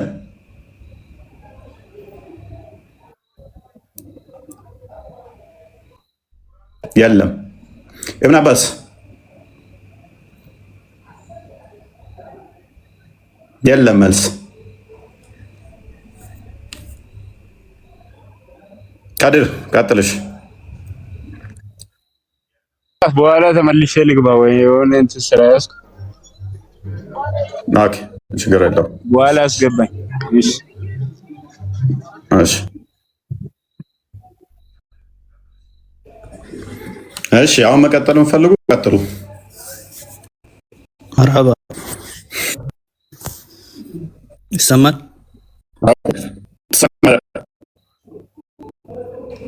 ቁርአን ግልጽ እና የተብራራ ነው ብለህ ታምናለህ? አዎ ተብራራ ነው፣ ግልጽ ነው። ነገሮችን ሁሉ ያብራራል። ሁሉም ነገር የተብራራ ነው። ነገሮችን ሁሉ ያብራራል። አዎ ሁሉም ነገር የተብራራ ነው። ያላብራራው ነገር አለ? ምንም ነገር የለም። ያላብራራው ምንም ነገር የለም። ኦኬ እስቲ አንድ ጥቅስ ብቻ ብዙ አልፈልግም። ደጃል ይመጣል፣ ደጃል ከአላህ የሚለየው በአንድ አይን ነው ምናምን የሚለውን እስቲ አንድ ጥቅስ አሳየኝ። ኦኬ አላህ ሱብሓነሁ ወተዓላ ቁርአን ላይ ምን ብሎ አስቀምጦልናል? ወማ አታኩም ረሱሉ ፈኹዙሁ ወማ ነሃኩም ዐንሁ ፈንተሁ። ነቢዩ ዓለይሂ ሰላቱ ወሰላም ይዞላችሁ የመጣውን ተቀበሉ፣ እሱ የከለከለላችሁን ደግሞ ተከልከሉ። ስለዚህ አላህ ሱብሓነሁ ወተዓላ ውክልናው ለነቢያችን ሰለላሁ ዐለይሂ ወሰለም ቁርአን ላይ አስቀምጧል። ይህ ማለት በሐዲስ ላይ የመጣው በአጠቃላይ የአላህ ሱብሓነሁ ወተዓላ ትእዛዝ ነው። ተመስገን። ቴንኪው። ስለዚህ ቁርአን ግልጽና የተብራራ አይደለም፣ ሐዲስ ያስፈልገዋል። እናመሰግናለን። እዛው ቁርአን ላይ ነው እኮ የነገርኩህ። ሱረቱል ሐሽር ነው ገልጸ መመልከት ትችላለህ። አላህ ተዓላ አንተ እኮ እያልከን ያለው ቆይ ሙሐመድ ዞት የመጣው ቁርአንን ሳይሆን አዲስ ነው እያልከን እኮ ነው። አላህ ሱብሓነሁ ወተዓላ ቁርአን ላይ ነው የተናገረው። ወማ አታኩም ረሱሉ መልእክተኛው ይዞላችሁን የመጣውን ተቀበሉ ያለው አላህ ቁርአን ላይ ነው። ይህ ማለት ለምሳሌ ይዞላችሁ የመጣው ምሳሌ ላስረዳ። እዞላችሁ የመጣውን ተቀባይ እኮ አዳምጥ። ምንም ምሳሌ አያስፈልገውም እኮ የሰጣችሁን ተቀበሉ፣ የከለከላችሁን ተከልከሉ። which means ቁርአን የነገራችሁን ተቀበሉት፣ በቁርአን ውስጥ የተከለከላችሁትን ተከልከሉ፣ የፈቀደላችሁን እንትን በሉ ነው። በቁርአን ውስጥ ብሎ የፈሰረ ማን አለ? አምጣ እስቲ። መልእክተኛው ይዞላችሁ የመጣውን እንጂ ቁርአን ይዞ የመጣውን አይደለም። ብሎ የፈሰረ ማን አለ? ላሳየ ወማ አታኩም በቁርአን ውስጥ ያለውን ነው የሚል ሙፈሲር አምጣልኝ። እናመሰግናለን። በደቂቃ ውስጥ እንዴት እንደተቀበረ ሙፈሲር አንጣልኝ አለኝ። ሙፈሲር አያስፈልግም እያልኩት ሙፈሲር አንጣልኝ አለኝ። ቁርአኑን እያሳየሁት ቁርአኑ ምን ስለሚል ለነገር ሁሉ ምን አብራሪ ነው፣ አብሳሪ ነው። ሙፈሲር አያስፈልግም አልኩ እኮ። ምክንያቱም ቁርአኑ አንበዲ ቢባል ሙፈሲር ይዘንጋሰው ተበሪ ጠየከኛል፣ ልመልስልህ እንዲህ እየጨፈር ደስ እያለኝ። ያው እኔ አርጉመንቴ ምንድነው? ሙፈሲር ሌላ ቦታ አትሄድ ክርስቲያን፣ እዚሁ ላይ እንጨርሳ። ቅድሚያ በብዙ ቦታ ስለምንመታው ሉክ ሙፈሲር ፈለገ እሱ። ቁርአኑ ግን ምንድነው የሚለው? አያስፈልግም፣ ሌላ ሙፈሲር አያስፈልግም። እንደዛ ብሎ ሌላ ቁርአንም ያብራራ ቁርአኑ ስላልበቃ ሌላ ማብራሪያ ይለኛል። ቁርአኑ ደግሞ ምን ይላል? ያልተባለ አታውራ፣ ሌላ አያስፈልገኝም፣ ለሁሉ ነገር አብራሪ ነኝ። ቆይ እፎይ፣ አንተ መቻል አለብን። እሱን ጨርሰህ አታዳምጠውም? ለምንድን ነው አፍ ባፍ የምታ ቃሲም እፎይ ይቅርታ አድርግልኝና ማለት ነው እኔ ያነሳውልህ ነብያችን ሰለላሁ ዐለይሂ ወሰለም ይዘውላችሁ የመጣውን ተከተሉ ብሏል ስልህ አይ በቁርአን ውስጥ የመጣውን ነው ያሉት ስትለኝ የዛኔ እንዲህ ብሎ ያለህ ማን ነው ያልኩ። እንዲህ ብትል ለራሱ እኔ በሌላ ቁርአን አንቀጽ መታሃለሁ። ምን ይላል አላህ ሱብሓነሁ ወተዓላ ወአጢዑላህ ወአጢዑ ረሱል ይላል ቁርአን ላይ ይዛው ላይ ሱረቱ አራተኛው ማለት ነው። ልንገርህ መጠቅሳቸውን ጥቅሶች ልንገርህ እንዲጠቅሙ ሄድና ሪፈር አድርጋቸው። ሱራ 57 ቁጥር 59 7 4 ሱራ 4 ሱረት ኒሳ ማለት ነው። 64ኛውን 65ኛውን መጠቅሳውን ልስጥ። ሱራ 33 36 አዳም እነሱ በሞላ ሚሉት ምንድነው? እሱ ይጨምርላለሁ። 5 ጥቅሶች ናቸው መጠቅሳቸው። አላህና ሙሐመድ የሰጣችሁን ተቀበሉ፣ የከለከላችሁን ተከልከሉ። ሙሐመድ የሰጠህ ምንድነው? እሱ እዞልህ የመጣው ምንድነው? ቁርአን ነው። ሉክ አላህ ለሙሐመድ ምን ሰጠው? ቁርአን። ያንን ቁርአን ለአንተ ይሰጣል። ማስረጃልኝ አይደለም ማስረጃልኝ። አዳምጥ። ለምን ፓኒክ የምታደርገው? በሰከንድ ውስጥ እንዴት እንደመታብኮ እያሳየው ነው። ሌላ ጠበሪን ተቀበል፣ ቁርጡቢን ተቀበል የሚል ሽታውም የለም። ስለዚህ ሉክ እንደዚህ ነው የሚለው ለነገር ሁሉ መጽሐፉ ምንድን ነው? ለነገር ሁሉ አብራሪ ነው ከተባለ ሌላ አብራሪ ያስፈልጋል። ጠበሪ የሚባል ሰውዬ ያብራራል ኃይልም ፔሬድ እንደዛ ይላል ምትል ከሆነ ሌላ ያብራራ ይላል ምትልታለ ማምጣት የሚጠበቅብህ አንተ ነህ። ይህንን ቁርአን ያነበበልህ እሱ ስለሆነ ማለት ነው። ቀጥል። እኔ ቲቢያን ለኩል ሸይ ለሁሉም ነገር የተብራራ ነው ላለው አይደለም ሙፈሲር አምጣ ያልኩ። ለዛ ነው ያልጠየቅኩህም። የጠየቅኩ ሌላ ነገር ስላበላሸ ነው። ሌላ አንቀጽ ውስጥ ገብተህ ስላበላሸ ምንም አላበላሸው እና እኔ የጠየቅኩ ደግሞ ለነገር ሁሉ አብራሪ መሆኑ ነው። አዳምጠኝ ልጨርስሽ። ጥያቄ ምንድነው? አላህ ሱብሓነሁ ወተዓላ ቁርአን ላይ ሁሉንም ነገር አብራርተነዋል ብሏል። ያን ካለ በነገራችን ላይ ይሄን ጥያቄ ኢማም ሻፊዒ ራሳቸው ሐረም ላይ ቁጭ ብለው ከዕባ ላይ ኢማም ሻፊ ማን ነው? ቆይ ሰንበዲ አትጥቀስ። ኢማም ሻፊ ቁርጡቢ ጠበሪ አያስፈልጉም እያልኩ ነው። ቆይ ቁርአን ላይ ነው ቆመህ ማውራት ያለብህ። ኢማም ሻፊ ኢማም አንባሊ እንደዚህ ያሉ፣ ማሊኪ እንደዚህ ያሉ እነሱ አያስፈልጉም ነው ያወራው። አዳምጠኝ እንጂ ኢማም ሻፊ የሚባል ናናና ከፍ በል። ኢማም ሻፊ የሚባል ቁርአን ላይ ያሳየኝ ነው አይደለም። አዳምጥ። ጥቀስ ክፈተው ምዕራፉን። ኢማም ሻፊ የሚባል ቁርአን ላይ ያሳየኝ ሰው ያዳምጥ እንጂ ንጽጽር አቆማለሁ። ለምን ደነግጥ እንጂ አዳምጥና ነው። አሳየኝ እኮ አዳምጠኝ። እሺ አሳየኝ። ኢማም ሻፊዒ እንዲህ ብሎ ተጠየቁ። ይሄንን ጥያቄ አንተ የጠየቀው ጥያቄ ኢማም ሻፊ ተውና ነብይህ አያስፈልግም እያልኩህ ነው። ቁርአኑ በቂ ነው። ቁርአን ላመጣልህ ነው። አዳምጥ እንጂ ግለሰብ አትጥራ። ቁርአን ላይ ካለ አለ ስላል ቁርአን ላይ ክፈተው። ኢማም ሻፊዒ ቢባል ቁርአን ላይ አንተ እኮ ደግሞ ፍጹም ነህ አንተ። ምሽ ስማ እሱን ስማ። ፍጹም ነህ እንዳይላል ያው ተሳስተህ ካወራ እዛ አለውኝ። ለዛ ነው። አረ ችግር የለም እኔም አልለቅም ዛሬ አብሽር። እና አላህ ሱብሓነሁ ወተዓላ ቁርአን ላይ ትቢያን ለኩል ሸይ ለሁሉም ነገር አብራርተነዋል ብሏል። አላህ አብራርቶታል እዛው ቁርአን ላይ። መልእክተኛውን ተከተሉ ብሏል። ያልተብራራለ መልእክተኛውን ተከተሉ ብሏል። ተናግሯል። በመልእክተኛው በኩል የመጣ በአጠቃላይ ቁርአን ላይ የተብራራ ነው ማለት። ምክንያቱም መልእክተኛውን የምትከተለው ምንድነው? እሱ እዞሌ የመጣውን እንዲሰጥ ነው ዛሲት። ስለዚህ ሁሉን ነገር ካብራራ ደጃል የሚባለውን እንዳብራራ ማስረጃ አንጣ። ኢማም ሻፊ ምናምን አትበለኝ። ትናንትና የመጣ ሰውዬ ትናንትና ስለመጡ ሙፈሲሮች አለም ጥያቄ ችግር የለም። እኔ ስለ ኢማም ሻፊ ላውራ የነበረውን አላስጨረስከኝም እንጂ ስለ ቁርአን ነው ማስረጃ ከቁርአን ልሰጥህ ነበረ። እሳቸው የተናገሩት አይዋ እና ኢማሙ ሻፊ ሐራም ላይ ቁጭ ብለው አንድ ሰውዬ አዳምጠኝ እንጂ ኢማም ሻፊ ትናንትና የመጣ ሰው ነው። ምን አገባኝ ስለሱ። ቁርአን በቂ ነው እያልኩ እኮ ነው እየሞገትኩ ያለው። ችግር የለም ቁርአን ላይ ቁም እንትላለሁ። ሱረቱ ኒሳ ላይ አላህ ወአጢዑላህ ወአጢዑ ረሱል አንተ እንዳልከው ወማ አታኩም ረሱሉ አላህ ይዞላችሁ ከመልእክተኛው ይዞላችሁ የመጣውን ተቀበሉ ማለት ከቁርአን ነው ካልከኝ አላህ ሱረቱ ኒሳ ላይ ወአጢዑላህ አላህን ታዘዙ ብሎ ከእንደገና ወአጢዑ ረሱል መልእክተኛውንም ታዘዙ ይላል። መልእክተኛውን የሚታዘዙት ከየት ነው?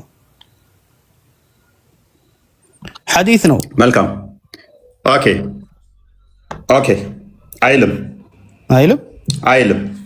ምክንያቱም ቆይ አዳምጥ ላውጣልህ። ሐዲስ ነው የሚል ሱረቱ ኒሳ 59 ላይ ቁርአን ቆይ አውቀዋለሁኝ እኮ ሱረቱ ኒሳ 59 መልስ 64ም 65ም ቆይ አዳምጣ። አላህና መልእክተኛውን ታዘዙ ሲባል ሁለቱን አንድነት ነው የሚያመጣቸው። አላህ ነገረኝ እያለ ያንም ፍርድ ያመጣል ማለት ነው። ስለዚህ ሙሐመድን መታዘዝ ማለት አላህን መታዘዝ ማለት ነው። ያንን መልእክት ዞት የሚመጣው እሱ ስለሆነ የግዴታ ሙሐመድን ስትታዘዝ አላህን ታዘዝክ ማለት ነው። ቁርአኑን ዞት ስለሚመጣ ማለት ነው። ሌላ ነገር አይደለም። ለሱ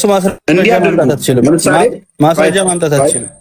ከቁርአኑ ለሚለው ማስረጃ ማምጣት አትችልም። ማስረጃ እሰጥሃለሁ። አያ መልእክተኛው ይዞ ቆይ እሰጥሃለሁኝ። መልእክተኛው ዞል የመጣውን ማንኛው ጣልቃ አትግቢ። ቆይ አንዴ ጣልቃ አትግቢ። አንዴ ክፈትልኝ ክርስቲያን ጣልቃ አትግቢ አንቺ። ሱራ 75 አንዴ ክፈትልኝ ቁጥር 16 ጀምረህ ሉክ። ቅድሚያ ሂንቱ በደንብ ይግባችሁ። ቁርአኑን ለሙሐመድ ይሰጠዋል አላህ። የሙሐመድ እንዴት ነው የሚታዘዙት? እሱ ያነብላችኋል። ማብራራቱ ያላ ይሆናል። አላህ ለሙሐመድ እንዲነበብ ያደርግለታል። ሙሐመድ ደግሞ ምንድነው ያነብላችኋል። ለዛም ያነበው መታዘዝ አለባቸው። አብራሪው ግን ማን ይሆናል? አላህ ነው የሚሆነው፣ ሙሐመድ አይደለም። ኢቭን አይደለም ሙፈሲሮች አብራሪው ሉክ አይደለም ሙፈሲሮች ሙሐመድ እንኳን የማብራራት ስልጣን የለውም። ያብራራው ማን ነው ማለት ነው? አላህ ነው። እንደዚህ ይላል፣ በእርሱ ቁርአንን ንባብ ልትቸኩል ምላስን በእርሱ ላይ አታላውስ። ከፈርገው በልብ ውስጥ መሰብሰቡንና ማንበቡ በእኛ ላይ ነውና ባነበብነውም ጊዜ ንባቡን ተከተል። ምን በል? ንባቡን ተከተል። ከዚያም ማብራራቱ በእኛ ላይ ነው። ማብራራቱ በማን ላይ ነው? በእኛ ላይ ነው የተባለው በማን ላይ ነው ወንድማችን? ማብራራቱ በማን ላይ ነው ወንድማችን? እና علينا بيان በእኛ ላይ ነው ማብራራቱ። ቀጥል። ማን ነው ያብራራው? አላህ ያብራራው ማን ነው? ማንበቡስ ማን ነው ያነበው? ثم قرأناه فإذا قرأناه በቀራነውም ጊዜ فاتبع قرآنه ቁርአኑን ተከተል። ነብያችን ሰለላሁ ዐለይሂ ወሰለም። ኦኬ። ስለዚህ ነብይ ያነብላችኋል ከተነበበለት።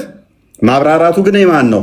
ያንማ እኮ ቁርአን ላይ በሌላ አያ ላይ ግልጽ አድርጎልሃል። ወበየናሁ ብሏል። ቲቢያን ለኩል ሸይ ብሏል። ማብራራቱ የማን ነው? እዛ እኮ አልተጣላንም። ማብራራት ጎበዝ። ስለዚህ ነብይ ምንድነው እሱ?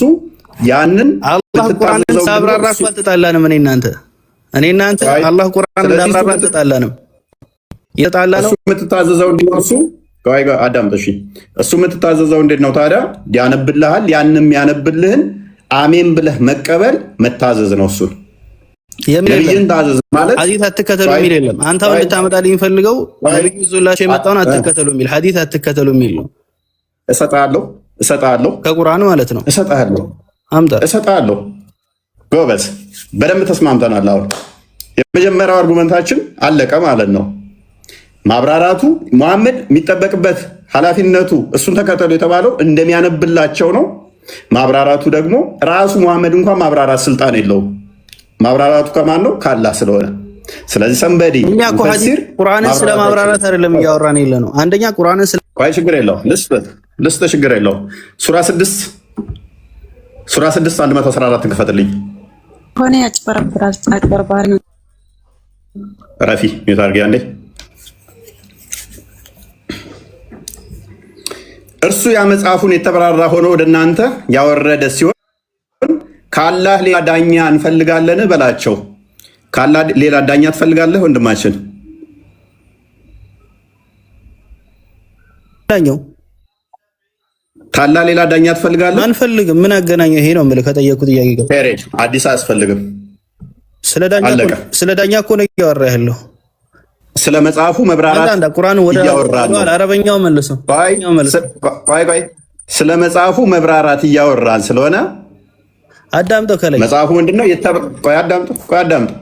ሌላ ሐዲስ ያስፈልጋል አልከኝ፣ አያስፈልግም አልኩ። ማስረጃ አንተ አልከኝ። መጽሐፉን ሌላ የሚያብራራው አያስፈልግም። ምክንያቱም ከአላህ ሌላ ዳኛ አብራሪ ስለሌለ። አዳምጠኝ። በራስህ አረንቋ ውስጥ ከተሃል። በመጀመሪያ ምን አልክ? አዳምጥ ልመጣለን እና ምን አልክ? ثم إن علينا بيان በእኛ ላይ ማብራራቱ ብሏል አልክ። አዳምጥ እንጂ ማብራራቱ በእኛ ላይ ነው ብሏል አልክ። አላህ ሱብሓነሁ ወተዓላ ራሱ እኮ ነው ሱረቱ ነህል ላይ አንተ አሁን አላህ ሱብሓነሁ ወተዓላ ለነቢያችን ሰለላሁ ዐለይሂ ወሰለም ቁርአን ያብራራል። ጠይብ ተስማማን፣ እሱም ብሎታል። ثم إن علينا بيان ብሏል። ሱረቱ ነህል 44 ላይ ብትገባ ምን ይላል አላህ ሱብሓነሁ ወተዓላ? وأنزلنا إليك الذكر ቁርአንን በአንተ ላይ ያወረድን ምን ይላል? ሊቱበይነ ሊናስ የተነበበውን ለሰዎች ልታብራራ ማኑዚለ ኢለይሂም። አዳምጠኝ፣ የተከፈተውን አንብብ። ቆይ ልጨርስና ወደሱ እመጣለሁ። እሱም ላይ ምላሽ ሰጣለሁኝ። የተያዘ ስለሆነ ነው ከዛ ያነሳ ያለው። አዳምጠኝ፣ ቆይ ልጨርስና ወደሱ እመጣለሁ። አንብብ። እየከፈትክ ነው የምታወራው። ዝም ብሎ አታወራም። ዝም ብለህ ስላወራ ቁጥር እየሰጠው ለማውራው እንዳለ ቁጥር እየሰጠው አንብብ። ቅድሚያ እኮ አዳምጠኝ። እመጣለሁ አልኩህ እኮ እሱ ጋር ከእሱ ጋር የተያዘ ስለሆነ ነው። ኋላ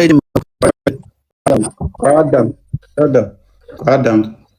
ለምታወራው ነገር መረጃ ቅድሚያ እዚህ ቦታ እንዲህ ተብሏል ተብሎ እየተከፈተ ነው የሚወራው። ስለዚህ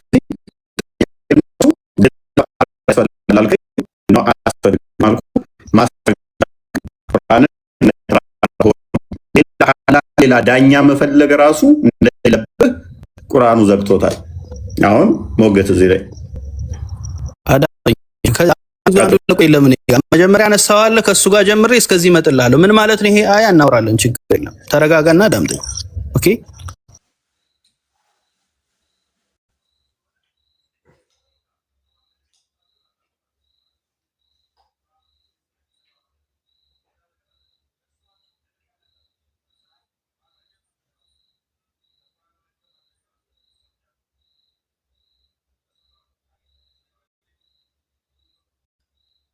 እኛው ደግሞ ወደዚያ መጣው። አታፈግፍግ፣ ቀጥል። እዚህ ላይ ሰዓት አትግደልብን። ሪካርዱን እናሰማለን ከፈለክ እዛ ጋር አውርተንበት ሲመጣብህ አዳምጥ። አልጨረስም። እዚህም ጋር እመጣለሁ አልኩህ እኮ። ይሄንን የመሰለ ሌላ አብራራላለሁ፣ መልስ እሰጥሃለሁ። አንብብ። እሺ አንብቤን ችግር የለም። እሺ አረበኛውን መልስልኝ፣ ግን ወደኋላ እመለሳለሁ። ተፈስሮ አያስፈልግም። አረበኛ አያስፈልግም ይለኛል ቁርአን የወረደው አያስፈልግም። መሐመድ ያውልህ እውነታው ስለገባው እዚህ ጋር ያውልህ እንትን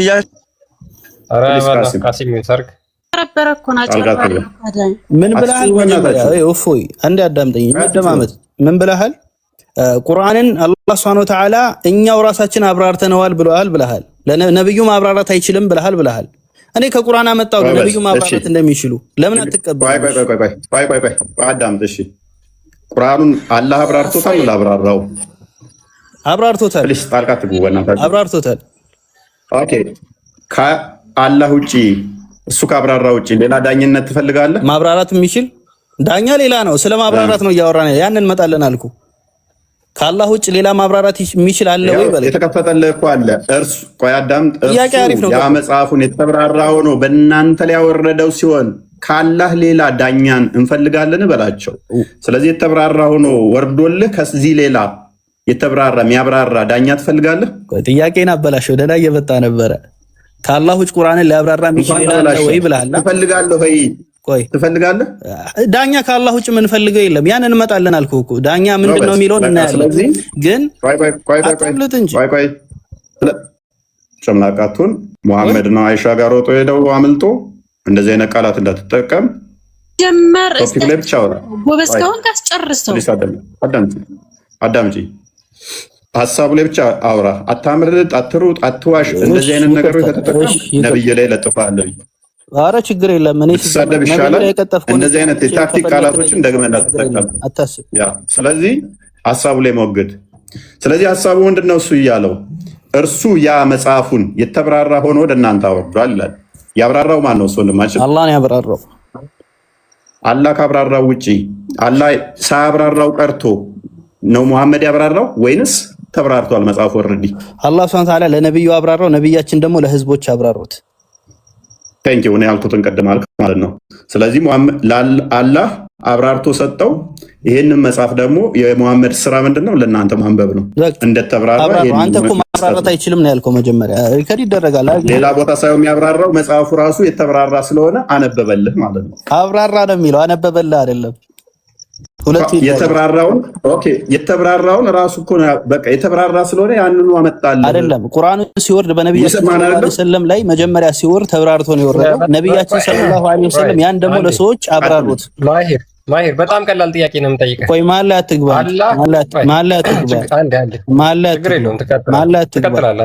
ቆይ አይደለም እዚህ ጋር ያስኩት ማነሳው ሐሳብ በጣም ሌም የሆነ ነገር እያነሳ ስለሆነ እኮ ነው። በጣም ቀላልና ሌም የሆነ ነገር እያነሳ ነው። አላህ ሳያብራራ የረሳው ሙሐመድ ማብራራት ያለበት ነገር አለ ወይስ የለም? ምን አልከኝ? አላህ ሳያብራራ የተወው ሙሐመድ ሊያብራራ የሚችለው ወይም የሚገባው ነገር አለ ወይስ የለም? አላህ ሱብሓነሁ ወተዓላ ሲጀመር ሁሉንም ነገር አብራርቷል። ሌሎች ጉዳዮች ነብያችን ሰለላሁ ዐለይሂ ወሰለም ሰጥቷል። ጨረስና ለምሳሌ አንድ ሰው ስራ አስኪያጅ የሆነ ሰው የሆነን አካል ቢቀጥር አዳምጠኝ እንጂ የሆነን ነገር አብራራና ስለተረፈው ጉዳይ የኔን ተወካይ የጠየቅንን መልስልን። እሺ ፕሊዝ አንተ መለስክ እኮ አይደለም። ስለ ደጃል አብራርቶ ስለ ደጃል ካብራራ ሉክ ምንድነው እሱ እያልክ ያለው ወንድማችን? ለራስ ካልገባ ሆሎና ያላብራራው የለም ማለት ሁሉን ነገር አብራርቷል ይለናል። መልሶ ደግሞ ሐዲስ ላይ ነው ነብዩ የሚያብራራው ይለናል። ከስራ አስኪያጅ ጋር እኩል አታርገው እንጂ ሆነ ነው። እኔ አይደለም ከስራ አስኪያጅ ጋር እኩል ያደረኩት ያንተ ወንድም ነው። ከስራ አስኪያጅ ጋር አላህን እኩል ያደረገው እኔ እኩል አላደረኩም። ምሳሌ ነው የሰጠሁት። እኔ አላህን ከሱ ጋር እኩል አደረኩ።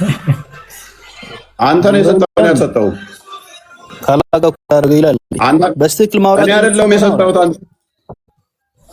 አዳምጠኝ። ቆይ ራስህ እኮ ነው የሰጠው። እኔ አይደለም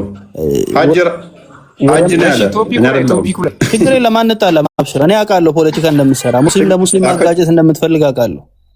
እኔ አልሸነፍም ለሞራል የምማጋጨት ነው። ስለዚህ ግልጽ ነው። ምክንያቱም እሱ ለራሱ ሃይማኖት አዳምጪ። አንቺ ደግሞ አንቺ ሙስሊም አይደለሽም። ስለዚህ ካፊር ስለሆንሽ እናመሰግናለን። አይሁድ ነች ወይንም እሷ በደምብ አንዴ ሚት አድርጊ ፕሊዝ ሚት አድርጊ። መጽሐፉ ግልጽ ነው፣ ተብራርቷል። ሙሐመድ አላህ ላብራራውን የሚጨምረው የለም ማለት ነው። እንደዛ ከሆነ ስለ ደጃል አላህ የተናገረበትን አንድ ጥቅስ ስጠን። በነገራችን ላይ እንዳልከው ዩቲዩብ ላይ የሚለቀቅ ከሆነ መጀመሪያ ያልከው የነበረው ቁርአን ተብራርቷል፣ ነብዩ ማብራራት አይችሉም ነበር ያልከው። አዳምጥ። ግን ከቁርአን ሳመጣ ተፈضلሽ ማሂር አሁንም ደጋግመን እንነግርሃለን። ከአላህ ውጭ ማንንም ቁርአንን ማብራራት እንደማይችል አላህ ራሱ ተናግሯል ቁርአን ላይ። እሺ እኔ መልስ ልስጥ። ቆይ ችግር የለውም ና ይኸውልህ ችግር የለውም። በቃ ቅድም እኮ ጨርሰናል በነገራችን ላይ። እሺ አሁን አልካ ካላህ ውጭ ማብራራት ማንም ማብራራት አይችልም የሚለውን ከጨረስን በኋላ ግን ብለህ የምትቀጥል ከሆነ እስቲል የቀረ ነገር አለ፣ ሌላ አካል ያብራራው የሚገባ ነገር። ነገር ግን አላህ ያብራራውን ነገር ሙሐመድ ራሱ ደግሞ ያንን ነገር መናገር ይችላል። ችግር የለውም እሱ። ለምን? ቁርአን ስለሆነ ማለት ነው እሱ ራሱ። እኛ እኮ በዚህ እኮ እንትን አላልንም። ነገር ግን ከቁርአን ውጪ ሄደህ ከቁርአን ከ114ቱ ምዕራፍ ውጪ ሄደህ አይ ከ114ቱ ምዕራፍ ውስጥ ያልተጠቀሰ ሊብራራ የሚገባው አለ የምትል ከሆነ ቁርአኑን ጠልዘህ እዚሁ ትጥለዋለህ ማለት ነው። ምንም የሚጠለዝ ነገር የለም። ክርስቲያን አዳምጠኝም። አንተ አሁን እያልክ ያለው ቁርአኑን በሙሉ ለሙሉ ተብራርቷል ነው። አንዱን ይዛ አንዱን ለቃ እኔ አይደለም ያልኩት ቁርአኑ እኮ እያመጣህ ያለው ከቁርአን ማለት ነው። እዛው ቁርአን ላይ ደግሞ አልኩ ወአንዘልና ኢለይከ ዚክረ ሊቱበይነ ሊናስ ይላል። ይሄንን ቁርአን ወደ አንተ ተብራርቶ የወረደውን ቁርአን ወደ ነቢያችን ሲያወርድ አብራርቶ ያወረደው ይሄንን ቁርአን ያወረደው ለምንድን ነው አለ? ሊቱበይነ ሊናስ ለሰዎች ልታብራራ ነው። ማብራራ ሲባል በተለያየ አይነት መልኩ ልታብራራ። እንዴት ነው ሲባል ሌላ ቁርአን አንቀጽ ላይ መግባት ትችላለህ።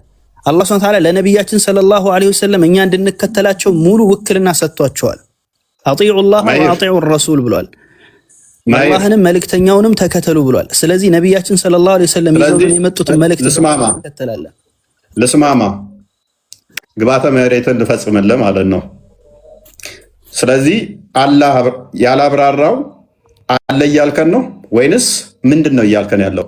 አንዴ ግልጽ አድርገው ኦዲየንስ በደንብ ፖይንቱን ሜክ እንዲያደርግ። ኦዲየንስ አላህ ያላብራራው አለ የምንለው መቼ ነው? አላህ ሱብሓነሁ ወተዓላ ቁርአን ላይ ነብዩን አትከተሉ ቢል ኖሮ ነበረ። አላህ ግን ነብዩን ተከተሉ እስካለ ድረስ በኩል አብራርቶታል ማለት ነው። ችግር የለውም። አላህ እሺ እኔ ጠየቅኩህን ምንድነው እሱ ግልጽና የተብራራ እንደሆነ ተስማምተናል። ያንን ያብራራው ደግሞ አላህ እንደሆነ ተስማምተናል አይደለ? ኦኬ አላህ ስለዚህ በመጽሐፍ ውስጥ ነው አላህ ግልጽ አድርጎ ያብራራው። ከዚህ መጽሐፍ ውጪ ሌላ ቦታ ነው የተብራራው እያልከን ነው? አላልኩም። እዛው መጽሐፍ ውስጥ አዎ፣ ስለ ሁሉም ነገር ስለ ደጃልን በል ስለ ዒሳ መምጣትን በል ስለ ሁሉም ነገር በነቢያችን አለይሂ ሰላቱ ወሰላም መንገድ ላይ ወይንም በእነሱ አፍ ላይ አብራርቶታል። አላህ ቁርአን ላይ ነው የጠቀሰው። ይሄንን ጎበዝ። ስለ ደጃል አሁን ከ114 አደርክበት አንዴ ሀጅ አንዴ ፕሊዝ አንዴ። አሁን ስለ ደጃል ከ114 ውስጥ ከጌታ ጋር እንዴት እንደሚለያይ ያሳየኝ እስኪ። ምን ማለት ነው? ሀጅ ሚታር አልገባኝም ጥያቄው። አዎ አለ እኔን አዳም አንዴ ማታርግ ሆኖ ታሽ ገብቶሃል? ስለ ደጃል ከቁርአን እስቲ አሁን ምልክቶቹን ምን አይነት እንደሆነ አሳየን እስቲ። አውቀህ እየተረዳ ነው። መልሱ ገብቶሃል? አሳማኝ እንደሆነ አውቀሃል? መልስ ማምጣት እንደማትችል ስለምታውቅ ፖለቲካ ለመስራት አትሙ። አላህ አላብራራ የምንለው መቼ ነው አልኩ። እንዳንጫጫ አሁን በደንብ ገብቶሃል? ያቀዘቀዝኩህ ማምጣት እንደማትችል ስለማቅ በሌላ ሐዲስ ግን ቀብረሃል እኮ። ነብዩን ተከተሉ ማለት ነብዩ ያመጡልህን ትምህርት ተቀበል ማለት ነው። ስለዚህ በነብዩ አፍ አላህ አብራርቷል። ኦኬ ነብዩ ያመጣልህን ትምህርት ተቀበል ማለት ነው። መልካም። አላህ በመጽሐፍ ውስጥ ያልጻፈው ነገር አለ ማለት ነው? የለም፣ ሁሉንም ነገር አብራርቷል። ምክንያቱም ነብዩን ተከተል ካለ አብራርቶታል ማለት ነው።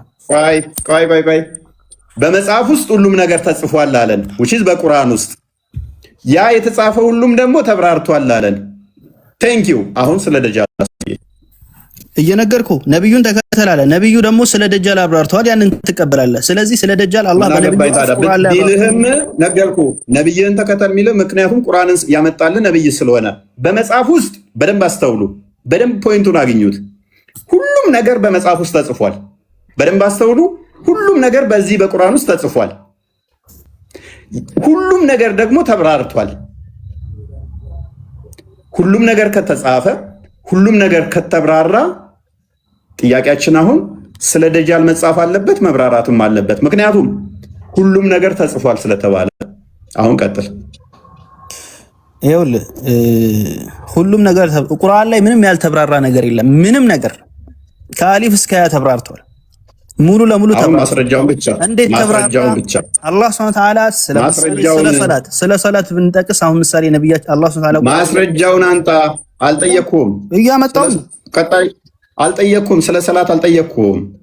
እኔ ጠየቅኩ ስለ ደጃል ነው። ስፔሲፊካሊ ስለ ደጃል በነብዩ ሰለላሁ ዐለይሂ ወሰለም አፍ አብራርቷል። አላህ ነብዩን ተከተሉ ለስ ይሄ ማለት ነው። ነብዩ ያመጣለችን ትምህርት ያዘናለን። እናመሰግናለን። ስለዚህ በቁርአን ውስጥ የለም። በደንብ አስተውሉ። ሉክ ሁሉም ነገር በቁርአን ውስጥ ተሳካለም። እኔ ልጠይቅ አንተ ቀደም ማስጠንቀቂያ ሰጥቼ ነበር። ታብታብ እያደረክ ተማር። በደንብ አስተውሉ። በቁርአን ውስጥ ሁሉም ነገር ተጽፏል ተባለ። ተብራርቷል ብቻ አይደለም የተባለው። በደንብ አስተውሉ። ተብራርቷል ብቻ አይደለም ያለው። ተብራርቷል ብቻ ቢሆን ኦኬ፣ የተጻፈው ነው የተብራራው። ሙስሊም ስለራስ ሃይማኖት አታውቅም። ፕሊስ አንቺ ጎደሎ ስለሆንሽ ሁለት ሆነሽ አወራሻለሁ በኋላ። ሉክ ተብራርቷል ብቻ አንድ አስወጣ ክርስቲያን። ተብራርቷል ብቻ ቢሆን ኖሮ አይ የተጻፈው ብቻ ነው ሊልን ነበረ። በምን ዘጋውበት? አሁን ሁሉም ነገር ተጽፏል። በደንብ አስተውሉ። በቁርአን ውስጥ ሁሉም ነገር ተጽፏል። ሁሉም ነገር ደግሞ ተብራርቷል። አንድም ያልተጻፈ የለም። ሁሉም ነገር ተጽፏል። አንድም ያልተብራራ የለም። ሁሉም ተብራርቷል። ስለገባችሁ ነው እችኛ ሎጂክ አትሩጥ ፈርታል ምናምን የሚለው ማለት ነው። ኤኒዌይስ ሁሉም ነገር ከተጻፈ ያንን የተጻፈው ማሳየት አለበት። ሁሉም ነገር ከተብራራ ያንን ማሳየት አለበት። አይ ያልተጻፈ እኔን አዳምጠኝ። ተራሳውን አልሰጠኝም። ቀጥላል። ቆይ አንዴ ያልተጻፈ አለ ቢባል ኖሮ ሜቢ እሱ ያስኬድ ነበረ። ነገር ግን በምን ይዘጋዋል? አንድም አላስቀረንም ሁሉም ነገር ተጽፏል ስለሚል የተጻፈ ማምጣት አለበት። አሁን ቀጥል ካሲ። ተሳስተ ግን ፈርተሃል፣ ሮጣሃል ምናምን የሚል ቃላት እንዳትጠቀም። ተሳስተ እንደዚህ አይነት ቃላት እንዳትጠቀም። ያውልሽ አንድ ነገር አለ። ልጁ አንድ ነገር ጥያቄ ሲጠይቀው የእሱም መልስ እየጠበቅለት አይደለም። አንዱም አንድ እየነገረ ቀጥል። የራስን ቻልና ራስን ቻልና መልስ። እሺ ያውልህ ስለ ደጃል ያውልህ አላህ ማለት ፍጹም ነው። ስለ ደጃል ሲጀመር በነብዩ ሰለላሁ ዐለይሂ ወሰለም በኩል መንገድ አብራርቶታል ረሱል ዐለይሂ ሰላቱ ወሰለም። ስለዚህ ቁርአን ያላብራራው ነገር አለ ማለት ነው። በቁርአን ያልተጻፈው ነገር ያልኩ እኮ ነው አንተ። በቁርአን ያልተጻፈ ነገር አለ። እሱ ያልተጻፈው ነገር እኮ በቁርአን ያልተጻፈ እየጠየከን ነው። ስለዚህ በቁርአን ውስጥ ያልተጻፈ ነገር አለ ማለት ነው። ያልተጻፈ ነገር የለም። በአላህ በኩል ሆኖ በቁርአን ያልተጻፈ ነገር ያልተጻፈ ነገር ከሆነ ስለ ደጃል የተጻፈውን አሳየኝ። ወይኔ በነቢያችን ሰለላሁ ዐለይሂ ወሰለም መንገድ ተብራርቶ የለ እንዴ? በቁርአን የተጻፈው አሳየኝ። ቁርአን ውስጥ ለምን ዝም አልን? በቃ እሱ ልክ ነው እኮ በቁርአን አሳዩኝ እያለ ነው። ካለ ማሳየት ነው። ካላወቀ አሳየው እኮ አሳየው፣ ነገረው። ተራ እየሰጠው አይደለም እያወራ ለምን ታወራላችሁ? ኖ ያውልህ የነገረው አንድ ባንድ የነገረክ እኮ አንተ መልሱን የነገረክ አንተ ልታዳምጠው አልቻልክም። ምንድነው የነገረኝ? እውነቱ የለም እኮ ነው። ሐዲስ ላይ ነው አይደለም የጠየቅኩህ። ሐዲስ ቁርአን ላይ አለ ካልከኝ ከቁርአን አንተ እውነቱን የነገረ አንተ ያውልህ የነገረክ እኮ ምንድነው የነገረኝ? እሺ እሱ የነገረኝ ንገረኝ እስቲ። ከገባ ንገረኝ እስቲ። እውነቱ ስለገባ እውነቱ ገብቶሃል አይደል? አይ ፕሊዝ እንትን አትሁኑ። አንተ አሁን እውነቱን እየነገረህ ነው ብለሃል አይደለ? እስቲ ለ6600 ሰው እውነቱን ንገራቸው እስቲ። አንተ ገባህን? እሱ እያወራ ያለው ተቂያ እየሰራ እኔ ስለ ደጃል ስጠይቀው ስለ ሰላት ነው የሚያወራው ስላልጠየቅኩት ነገር። አንዴ ቀጥል እሺ፣ ንገረኝ አንተ ገባህን? አቡ ተመለስ። አቡ መርዋ ሰፋ ተመለስ። አስወጣው ክርስቲያን ቀጥል። አሁን ቃሲም አንተ ገባህን? እስቲ እኔ ስላልጠየቅኩ ነገር እንዳታወራ ፈርተሃል። ድሮ ነው የሚል ቃላቶች ተሳስተህ እንዳትጠቀም። ወይኔ በቃ አልኩ እኮ እኔ ነገርኩ። እውነቱ ስለገባ ብቻ አንተ እዚህ ጋር እያጠፋበት ነው ያለው እያልኩ እኮ ነው። ምንድነው እስቲ እውነት የተናገረውን ንገረኝ። እኔ ስለ ደጃል እየጠየቅኩት እኮ እሱ ሰላት እንዲሆኑ ምናምን የሚል ወሬ እኮ ነው የሚያወራኝ። ወይንም ደግሞ እያለ የነበረው አዳምጥ፣ እሱ እያለ የነበረው ነብዩንና አይምን አላህንና ነብዩን ተከተሉ ይላል። እኔ አላህንና ነብዩን አትከተሉ የሚል አላልኩም። አዎ አላህንና ነብዩን ተአዘዙ ተከተሉ ይላል። ነገር ግን አላህንና ነብዩን ተከተሉ ማለት ምንድነው? ቁርአን አላህ ቁርአን ያላህ ቃል ነው ብለህ ታምናለህ። ሐዲስ ቁርአንን ደግሞ ለሙሐመድ ተሰጠው፣ ሙሐመድ ደግሞ ለአንተ ይሰጣል። ስለዚህ ሙሐመድን ካልተቀበልክ አላህን አትቀበልም። ሙሐመድ የምትቀበለው ደግሞ ምንድነው? ቁርአኑ ይሄንን እሱ ስለሚነግርህ ይሄ የተብራራውን ቃል which አላህ ብራርቼ ለሙሐመድ ሰጠው አለ። ያንን የተብራራውን ደግሞ ይቀበልና ሙሐመድ ለአንተ ይነግርሃል። ስለዚህ ሙሐመድን አልቀበልህም ካልከው ቁርአንን አልተቀበልከው። ይሄ የሚያመጣውን መልእክት ነው እያልኩ ያለሁት እንጂ ሌላ ከዚህ ከቁርአን ውጪ ሌላ መጽሐፍ ይሰጣል ማለት አይደለም። አይ ሌላ መጽሐፍ ይሰጣል የሚል ከሆነ ትጋጫለህ። ቀጥል። ያው አንተ እውነታው እያንዳንዱ እየገባ ነው። መጽሐፉ ላይ ያለው እንትን ያልከ እያንዳንዱ መጽሐፍ ገብቷል። ምክንያቱም ልጁ የነገረክ ነበር። ምክንያቱም ደርቲ ማይንድ ጭንቅላት ስላለክ ነው አንተ እየሰማው ያለው። ገባ አባት ለሌሎቹ አስገባላቸው። እሺ አንተ የገባህን ወይኔ ነገርኩ። ደርቲ ማይንድ ነው ያለኝ። እሺ አንተ ቢነስ ስለሆንክ እስቲ ለሌሎቹ እንዲገባቸው አስረዳቸው። አንዴ ይኸውልህ እፎይ አንዴ አብዲ ፕሊስ። እኔ መጫጫ ድንቁርና ነው ሰው እያወራ ጣልቃ እኔ ሊያስረዳ እኮ አንዴ ያስረዳኝ እኮ ቀድሞ የገባው አሉ። አንዴ ተራን ጠብቅ። እሺ እኔ ማይንዴ ደርቲ ነው አንተ እንዳልከው። እስቲ አንተ ጂነስ ስለሆንክ የገባህን እስቲ ያስረዳ። ልጁ መጀመሪያም ስለነገረ እኔም ብነግርህ አይገባም። ምክንያቱም ምን ብሎ የነገረን? ቀጥል እስቲ። ቆሻሻ ጭንቅላት ያለ አንተ ዝም ብሎ መሮጥ ብቻ ነው ስራክ።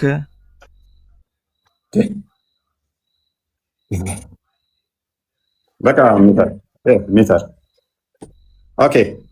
ፈይዛ ቀጥል። ተጽዕኖ ፈጣሪዎቹ ጋር ገባ። በእናትህ ለምን እዚህ ማያውቁን ሰው እውነትም ወንድ ካውንክ ተጽዕኖ ፈጣሪዎች ሲመጡ ማያውቁትን ደግሞ በደንብ ታውቃቸዋለህ። ከዛ ሰብስቤ ታስገባለህ። እስቲ ቆይ ወንድሞች ተረጋጉ። እሺ ተጽዕኖ ፈጣሪ እየመጣ መልሳቸው። ከዛ ማያውቁትን ደግሞ ኪተቱና አራስጣቸው። በእናትህ እነኝህን ልጆች እሺ ቶፒኩ ላይ ሀሳብ ልስጥ። ቀጥል ቶፒኩ ላይ። እሺ ኃይለ ቃላት እንዳትጠቀሙ፣ ተሳስታችሁ ፈርተኛል፣ ሮጥ፣ ሸሸ ምናምን ነገር ብዙ አትጠቀሙ። በተቻላችሁ መጠን ሀሳቡ ላይ አወሩ ይቻላል። ሀሳቡ ላይ አስተያየት ልስጥ። እርሱ ያ መጽሐፉን የተብራራ ሆኖ ወደ እናንተ አስተያየት ሳይሆን ሀሳቡ ላይ ብቻ ምላሽ እኮ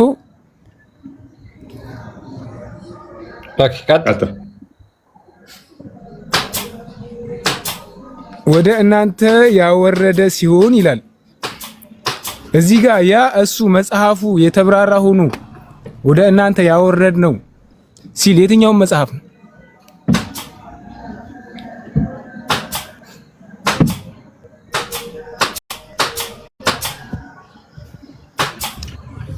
የትኛው መጽሐፍ ነው የተብራራ ሆነ ወረደ ብለህ የምታምነው የትኛው ነው እኮ እዚህ ጋር አይገልጽም። እርሱ ያ መጽሐፉን የተብራራ ሆኖ ወደ እናንተ ያወረድ ነው ሲል የትኛውን መጽሐፍ ነው? የትኛውን መጽሐፍ ነው? ኦኬ ይሄ የሚነበበው ነው። ይሄው ራሱ ነው እኮ ማስረጃ። ይሄ የሚነበበው እንደሆነ ማስረጃ እንደናንተ እምነት ይሄን ነው። ኦኬ ይሄንኛው አይደለም ብለህ ነው የምታምነው አንተ? ሌላ መጽሐፍ ነው የተብራራ ሆኖ የወረደ የሚለው ይሄን አይደለም እያልክ ነው እኮ። እዚህ ጋር ቁርአን ካለ አስረዳኛ። የት አለ ቁርአን የሚል? ኦኬ ስለዚህ የተብራራና ግልጽ የሆነው ቁርአን መጽሐፍ አይደለም፣ ቁርአን አይደለም፣ ሌላ መጽሐፍ ነው። ማስረጃ ቁርአን ለመሆኑ ማስረጃ አምጣ። እዚህ ጋር ያ እርሱ መጽሐፍ ነው የሚለው እንጂ ቁርአን አይልም አይደል? መጽሐፍ ደግሞ ስለዚህ ከቁርአን የተሻለ ችግር የለውም። እሺ እንስማማለን። ያ እርሱ መጽሐፉን የተብራራው ነው ወደ እናንተ ያወረደው ሲሆን ካላ ሌላ ዳኛን እንፈልጋለን በላቸው እያለው ነው አይደለ? ማንን ነው ይሄን እያለ ያለው እኮ? ጨርስ። ከጨረስኩትም ሌላ ጥያቄ ይመጣባል። እነዚያን ካለ ከዚህ ሌላ ቀድሞ የተሰጡ መጽሐፍቶች እንዳሉ እየነገረን ነው። ከዚህ አሁን ከሚያወራው መጽሐፍ ውጭ ቀድሞ ወደኋላ ደግሞ ሌሎች መጽሐፍቶች እንዳሉ እነዚያም መጽሐፉን የሰጠናቸው እርሱ ከጌታ ዘንድ በእውነት የተወረደ መሆኑን ያውቃሉ፣ ከተጠራጣሪዎቹም አትሁኑ ይላል። ስለዚህ ኦልሬዲ ከኋላ ሌሎች መጽሐፍቶች እንዳሉ እየነገረን ነው። ይሄንኛው ከፊት ያለ መጽሐፍ ነው አይደለ? ኖ እዚህ ጋር እርሱ ያ መጽሐፉን የተብራራ ሆኖ ወደ እናንተ ያወረደ ሲሆን ነው የሚለው። እዚህ ጋር ያወረደው መጽሐፍ የትኛው ነው ነው ጥያቄ። ቁርአን አይደለም ብለህ ነው የምታምነው አንተ እኮ? ማስረጃ ስጠኛ። ቁርአን ለመሆኑ ማስረጃ ስጠ። ኦኬ አንድ ሱራ 41 3 ክፈትልኝ ክርስቲያን።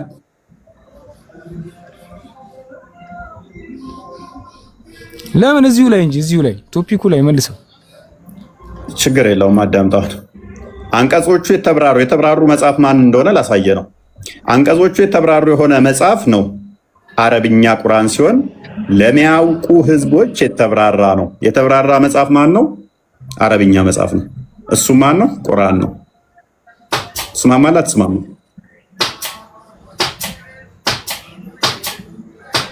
ይጨምርልህ መረጃ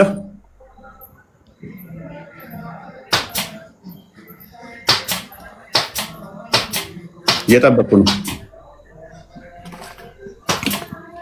የመጀመሪያውን መልሰው መጀመሪያ ሄድለት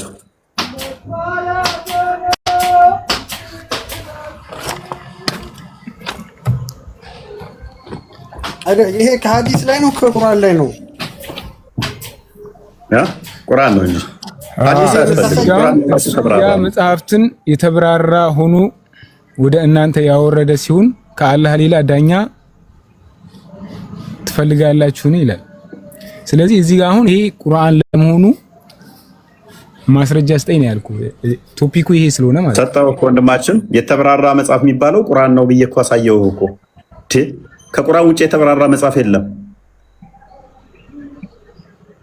እዚህ ጋር ቁርአን አይልም ወንድሜ። ይሄ ቁርአን ከሆነ ሱራ ስንት ላይ ነው? እስቲ ይሄን አሁን የምታነበው ሱራው ስንት ላይ ነው? ሱራ 6 114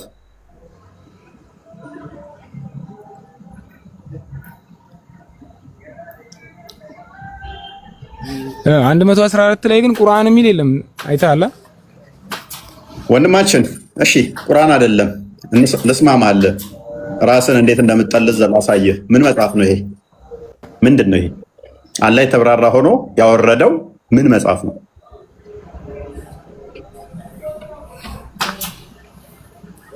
ቀጥል።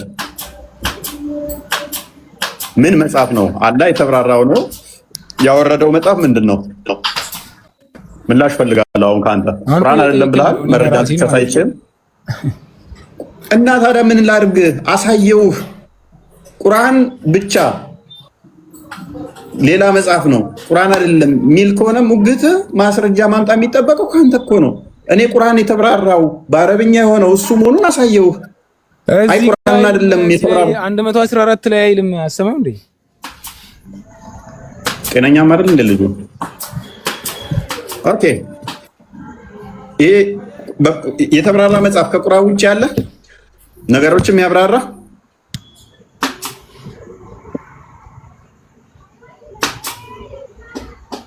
ሰዎች ጤናማ አይደሉም።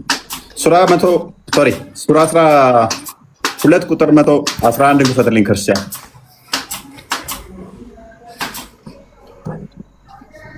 እኔ በጣም ነው ማዝነው በዚህ መጠን ሙስሊሞች አይዶን ነው።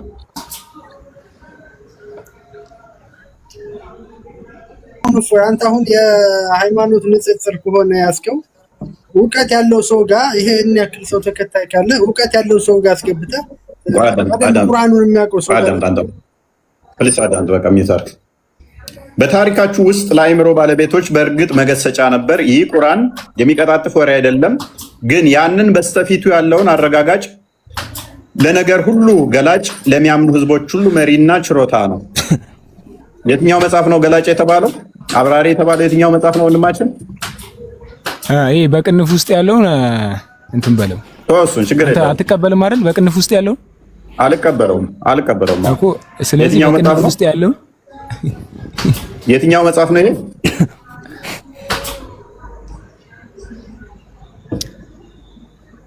ትለያለህ እፎይ፣ ትለያለህ። በጣም ይለያል፣ በደንብ ይለያል። ቁርአናችሁን ከእናንተ በላይ ያውቁ ግልጽ አድርጎ እያወራላችሁ ነው። በነገራችን ላይ ከቁርአን በላይ እፎይ ግልጽ ነው የሚያወራው ነገር ማለት ነው። በጣም ግልጽ አድርገን ያስረዳው እፎይ። መስጊድ ውስጥ ብትሄድ እንደዚህ ያስረዱ።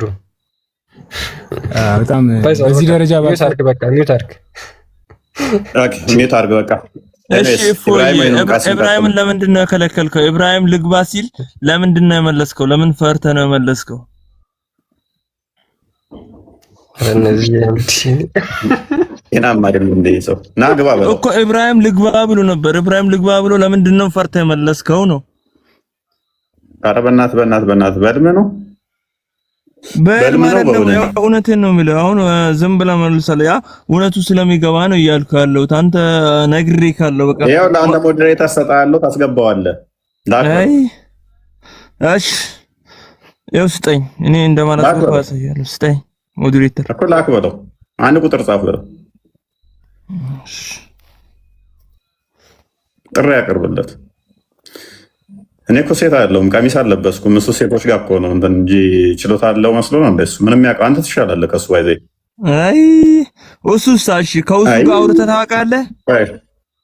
ከስድስተኛ ክፍል ከቆመ ተማሪ ጋር አንተ እንዴት ነው የምትገምቱን? ግን ለእናንተ እንትን ስለሆኑ ኤኒዌይስ እሱ የእኛው የጠራው ቀድመ ኦልዌይስ ብልቱ የተቀጠቀጠ እያለ ይዞር ሜይ ቢ አሳስቦታል ይመስለናል ብልቱ ኦልዌይስ የእሱ እውቀት ምንድን ነው? ዘዳግማ መጽሐፍ ኮፒ አስደርጋ የዞር ከንተ ዝም ብለህ ማይሆን መጽሐፍ ታልቅሳካታለህ። ቁርአን ነው ማይሆን ነገር ነው። ምን አገባኝ ታዲያ? ቁርአን ነው። ቁርአን አይደለም በራስህ ጊዜ ኮፒ አድርጋ የዞር ከዝም ብለህ ቲፎዙ ካደው ቁርአን አይደለም ይሄ አለ ይመችህ።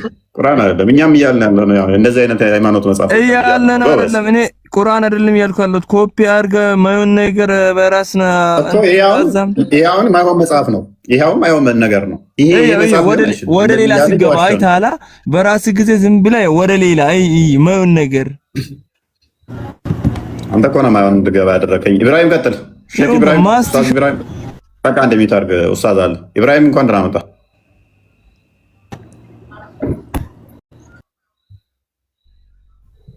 ኢብራሂም አለ ሰላም ነው። እንኳን ደህና መጣ። ሰላም። እሺ መጽሐፉን ስጠይቅህ ትናንትና ጠይቀሃል። ዛሬ አሁን ቶፒኩ ላይ አንድ የተወሰነ አውራ። መጽሐፉን ስጠይቅህ የምንተማመንበት ቅድሚያ ቁርአን ላይ አውራ። ቁርአንህ በመጽሐፍ ቅዱስ እንድታምን ስለሚያዝህ ቁርአን ላይ ማውራ። ችግር የለም። ይሄን እኔ አትጠይቀኝ። በመጀመሪያ መጽሐፍ ቅዱስ ላይ ትናንትና ጠየቅኩ። ትናንትና እኮ አልጠየቅም ብለህ መጽሐፍ ቅዱስ ብቻ ጠይቀህ ነው የወጣኸው ሳትጠየቅ። ዛሬ ደግሞ አንብብ ቁርአንህን። እስኪ ጥያቄን አስተናግደኝ። ይሄን አነብልሃለሁ። በመጀመሪያ ጥያቄ አንዴ ቁርአንን ታፍርበታለህ። ምክንያቱም ትናንትና ጥያቄ ብቻ ነው የጠየቅከው፣ አልተጠየቅክም፣ አልመለስክልኝም። ዛሬ ደግሞ ተመልሶልሃል፣ በደንብ ተመልሶልህ። እንደውም ምን አደረግክ? ተደበክ። የሆነ ሰዓት ላይ ላስታውስህ፣ ቪዲዮን አጠፋሃትና በቪዲዮ ነበርክ ትናንት። ኡስታዝ ለምን ትዋሻለህ? ተደበክ የሆነ ሰዓት ላይ ተደበክ የሆነ ሰዓት በህይወት የሰውን ዋሽ ያላልከም። በቃ እሺ፣ ጥያቄ ከሆነ በኋላ ትጠይቃለህ። እሺ ሚውት አድርግና ጠብቀን። እሺ እንደዛ ከሆነ ኤኒዌይስ አብዲ ነስር እንኳን ደህና መጣ።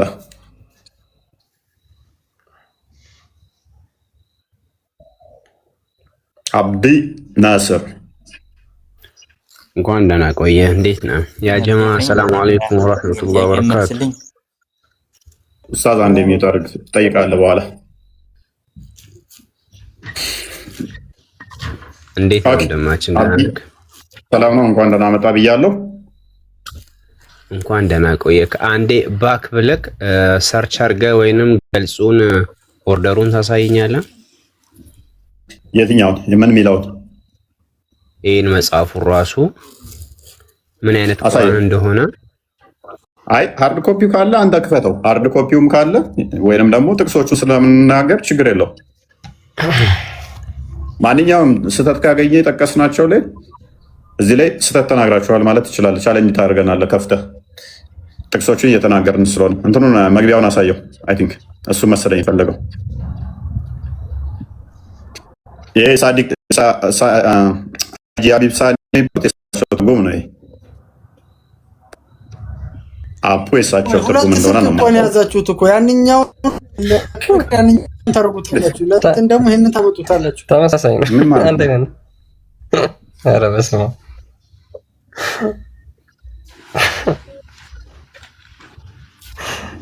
ወይኔ ሙስሊሞች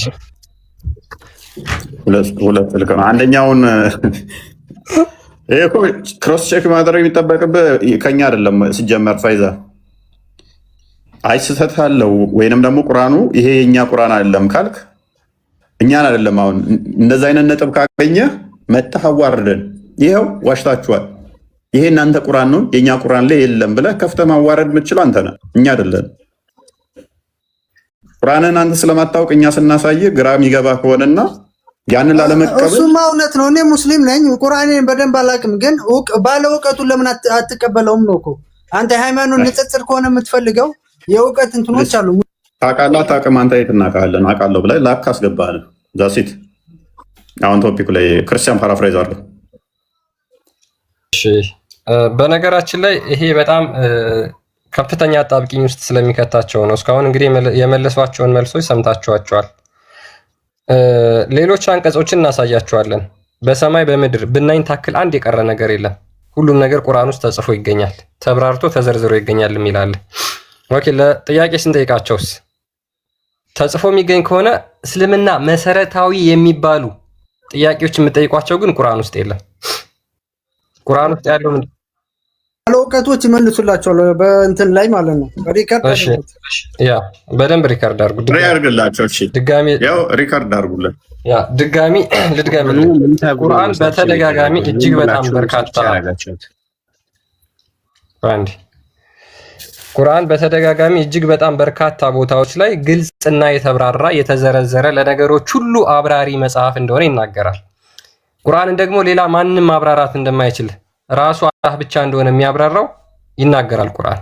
እስካሁን ያየናቸው ማስረጃዎች አሉ፣ አውጥተን ማየትም እንችላለን። ድጋሚ ሙስሊሞች የምትፈልጉ ከሆነ እናያቸዋለን፣ ችግር የለውም። ስለዚህ የሙስሊሞች መሰረታዊ የሚባሉ ሃይማኖቶች ጥያቄዎች ሲጠየቁ ቁርአን ውስጥ አለ ወይ? ለምሳሌ ስለ አላህ፣ ለምሳሌ ስለ ካዕባ፣ ለምሳሌ ስለ ሰላት፣ ለምሳሌ ስለ ዘካ፣ ለምሳሌ ስለ ሌሎች ነቢያት ስንጠይቅ ስለ ነቢያቶች ስንጠይቅ ቁርአን ውስጥ ተዘርዝሮ ይገኛሉ ስንል አንድም መልስ የለም። ቁርአን ውስጥ 114 ምዕራፍ ውስጥ ለምሳሌ አብዲና አስር ካንተ ልጀምር። እሺ ኦኬ እስኪ ስለ ጥቁሩ ድንጋይ ከሰማይ እንደወረደ ታምናለህ? አምናለሁ። ኦኬ በጣም ጥሩ። ቁርአን ግልጽና የተብራራ ነው፣ ነገሮችን ሁሉ ያብራራል፣ የተዘረዘረ ነው ብለህ ታምናለህ? አዎ። ኦኬ ጥቁሩ ድንጋይ ከሰማይ ነው የመጣው የሚል አንድ ማስረጃ ከ114ቱ ምዕራፍ ውስጥ ስጠኝ።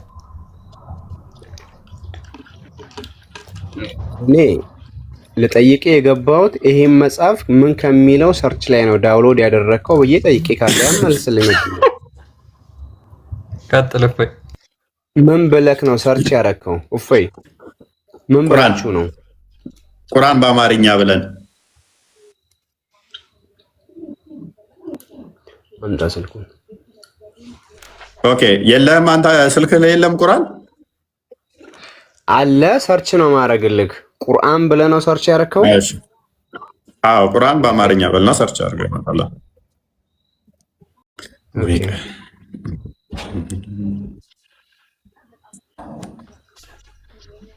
ሜቢ አሁን ፕሌይ ስቶር ላይ ገብተህ ቁርአን በአማርኛ ፈልገው። አፑን አይደል የፈለከው? አዎ አንተ የምትጠቀመው ቁርአን ኦኬ። አንተ የትኛውን ነው የምትጠቀመው? ኖ አንተ ችግር የለውም። እኔ የምጠቀመው ቁርአን ነው፣ ግን አንተ የምትጠቀመውን ቁርአን ማየት ስለፈለኩኝ ነው። አንተ የምትጠቀመውም ችግር የለውም፣ ልዩነት አይኖረውም። አንድም ልዩነት አይኖረውም። ያው ነገር ነው፣ ግን ያው ቼክ አድርገው። እሺ እሺ ዋይፋይ አማርኛ ሰላም ሰላም ሰላም ሰላም። እፎይ እንዴት ነሽ? ማውራት እንችላለን? ይፈቀድልናል? ያለሽ አለክ? ኧረ በደምብ ደህና ነኝ አልሐምዱሊላህ። ኦኬ እንዴት ነሽ? አንድ ነገር ልልክ ነበረ እፎይ ማለት ነው። እንደኔ አይነት አንድ ነገር አልሽ በደንብ ማናቅ ልጆችን ሰብስበህ ከምትወያይ በነገራችን ላይ ወይንም ኡስታዝ ሁሱንም ተወው፣ ኡስታዝ እነ ኢብራሂምንም እነማንንም ተዋቸው፣ ከእህታችን ማናት ዛህራ ጋር ብቻ ለምን አትወያየም? እውነት አንተ ጀግና ካሁን አይ ሴት ልጅ እኮ ከቤት መውጣት የለባትም ማውራትም የለባትም እኮ። ሴቶች እኮ አይምሮ ጎዶሎ ነሽ፣ አንቺ እኮ አይምሮ ጎዶሎ ነሽ። እኛ እኮ ወንድ ስለሆን ክርስቲያን ስለሆን ዘገምተኛ አይደለሽም ብለን ስለምናከብርሽ ከወንድ እኩል እንድታወሪ ያልፈቀድልሽ እንጂ ነብይሽ ያለው ሀጂ ነቢይ ሴት ያለ ሀጂ ነቢይ መንቀሳቀስ አትችልም። ዘገምተኛ ስለሆነች ምስክርነቷም ተቀባይ አይደለም። ድምጿም ደግሞ አውራ ነው ተብለሻል። እዚህ ሁሉ ወንድ ውስጥ አታፍሪም? አሁን ስታወሪ ነብይሽ ያለው የሴት ልጅ በአለ ሀጂ ነቢይ መንቀሳቀስ የለባትም፣ አስፋልት ላይ መሄድ የለባትም፣ ከድንጋይ ጋር እየተጋጨች ቆይ ነብይሽን አታከብሪ? ዝም በል። ነብይሽን አታከብሪ? ነብይሽን አታከብሪም ወይ? እህታችን ነብይሽን ታከብሪያለሽ? እሱን አንተ አታስተምረኝም ብዬካለሁ። አይ ነብይሽ አይምሮ ጎዶሎ ነሽ ብሎሻል። ትቀበያለሽ? አታስተምረኝም። ግን አንተ እውነት ወንድ ጀግና ከሆንክ የአይምሮ ዘገምተኛ ነሽ ብሎሻል። ይሄንን ትቀበያለሽ? ለምን አትወያይም? ትልልቅ ኡስታዞችሽን ለእናንተ ናቸው። ትልልቅ ኡስታዞችሽን ኤኒዌይስ ማን አለ ቶፊክ እንኳን ደህና መጣ። ቁርአን አገኘህ አብዲ? ሴቶች ሙስሊሞች ሪስፔክት ስለምናደርጋችሁ ነው። እኛ እንደ ክርስትናው ሰው ሁሉ እኩል ነው ብለን ስለምናምን እንጂ ነብያችሁ አይምሮ ጎዶሎ ናችሁ፣ ዘገምተኛ ናችሁ ብሏችኋል።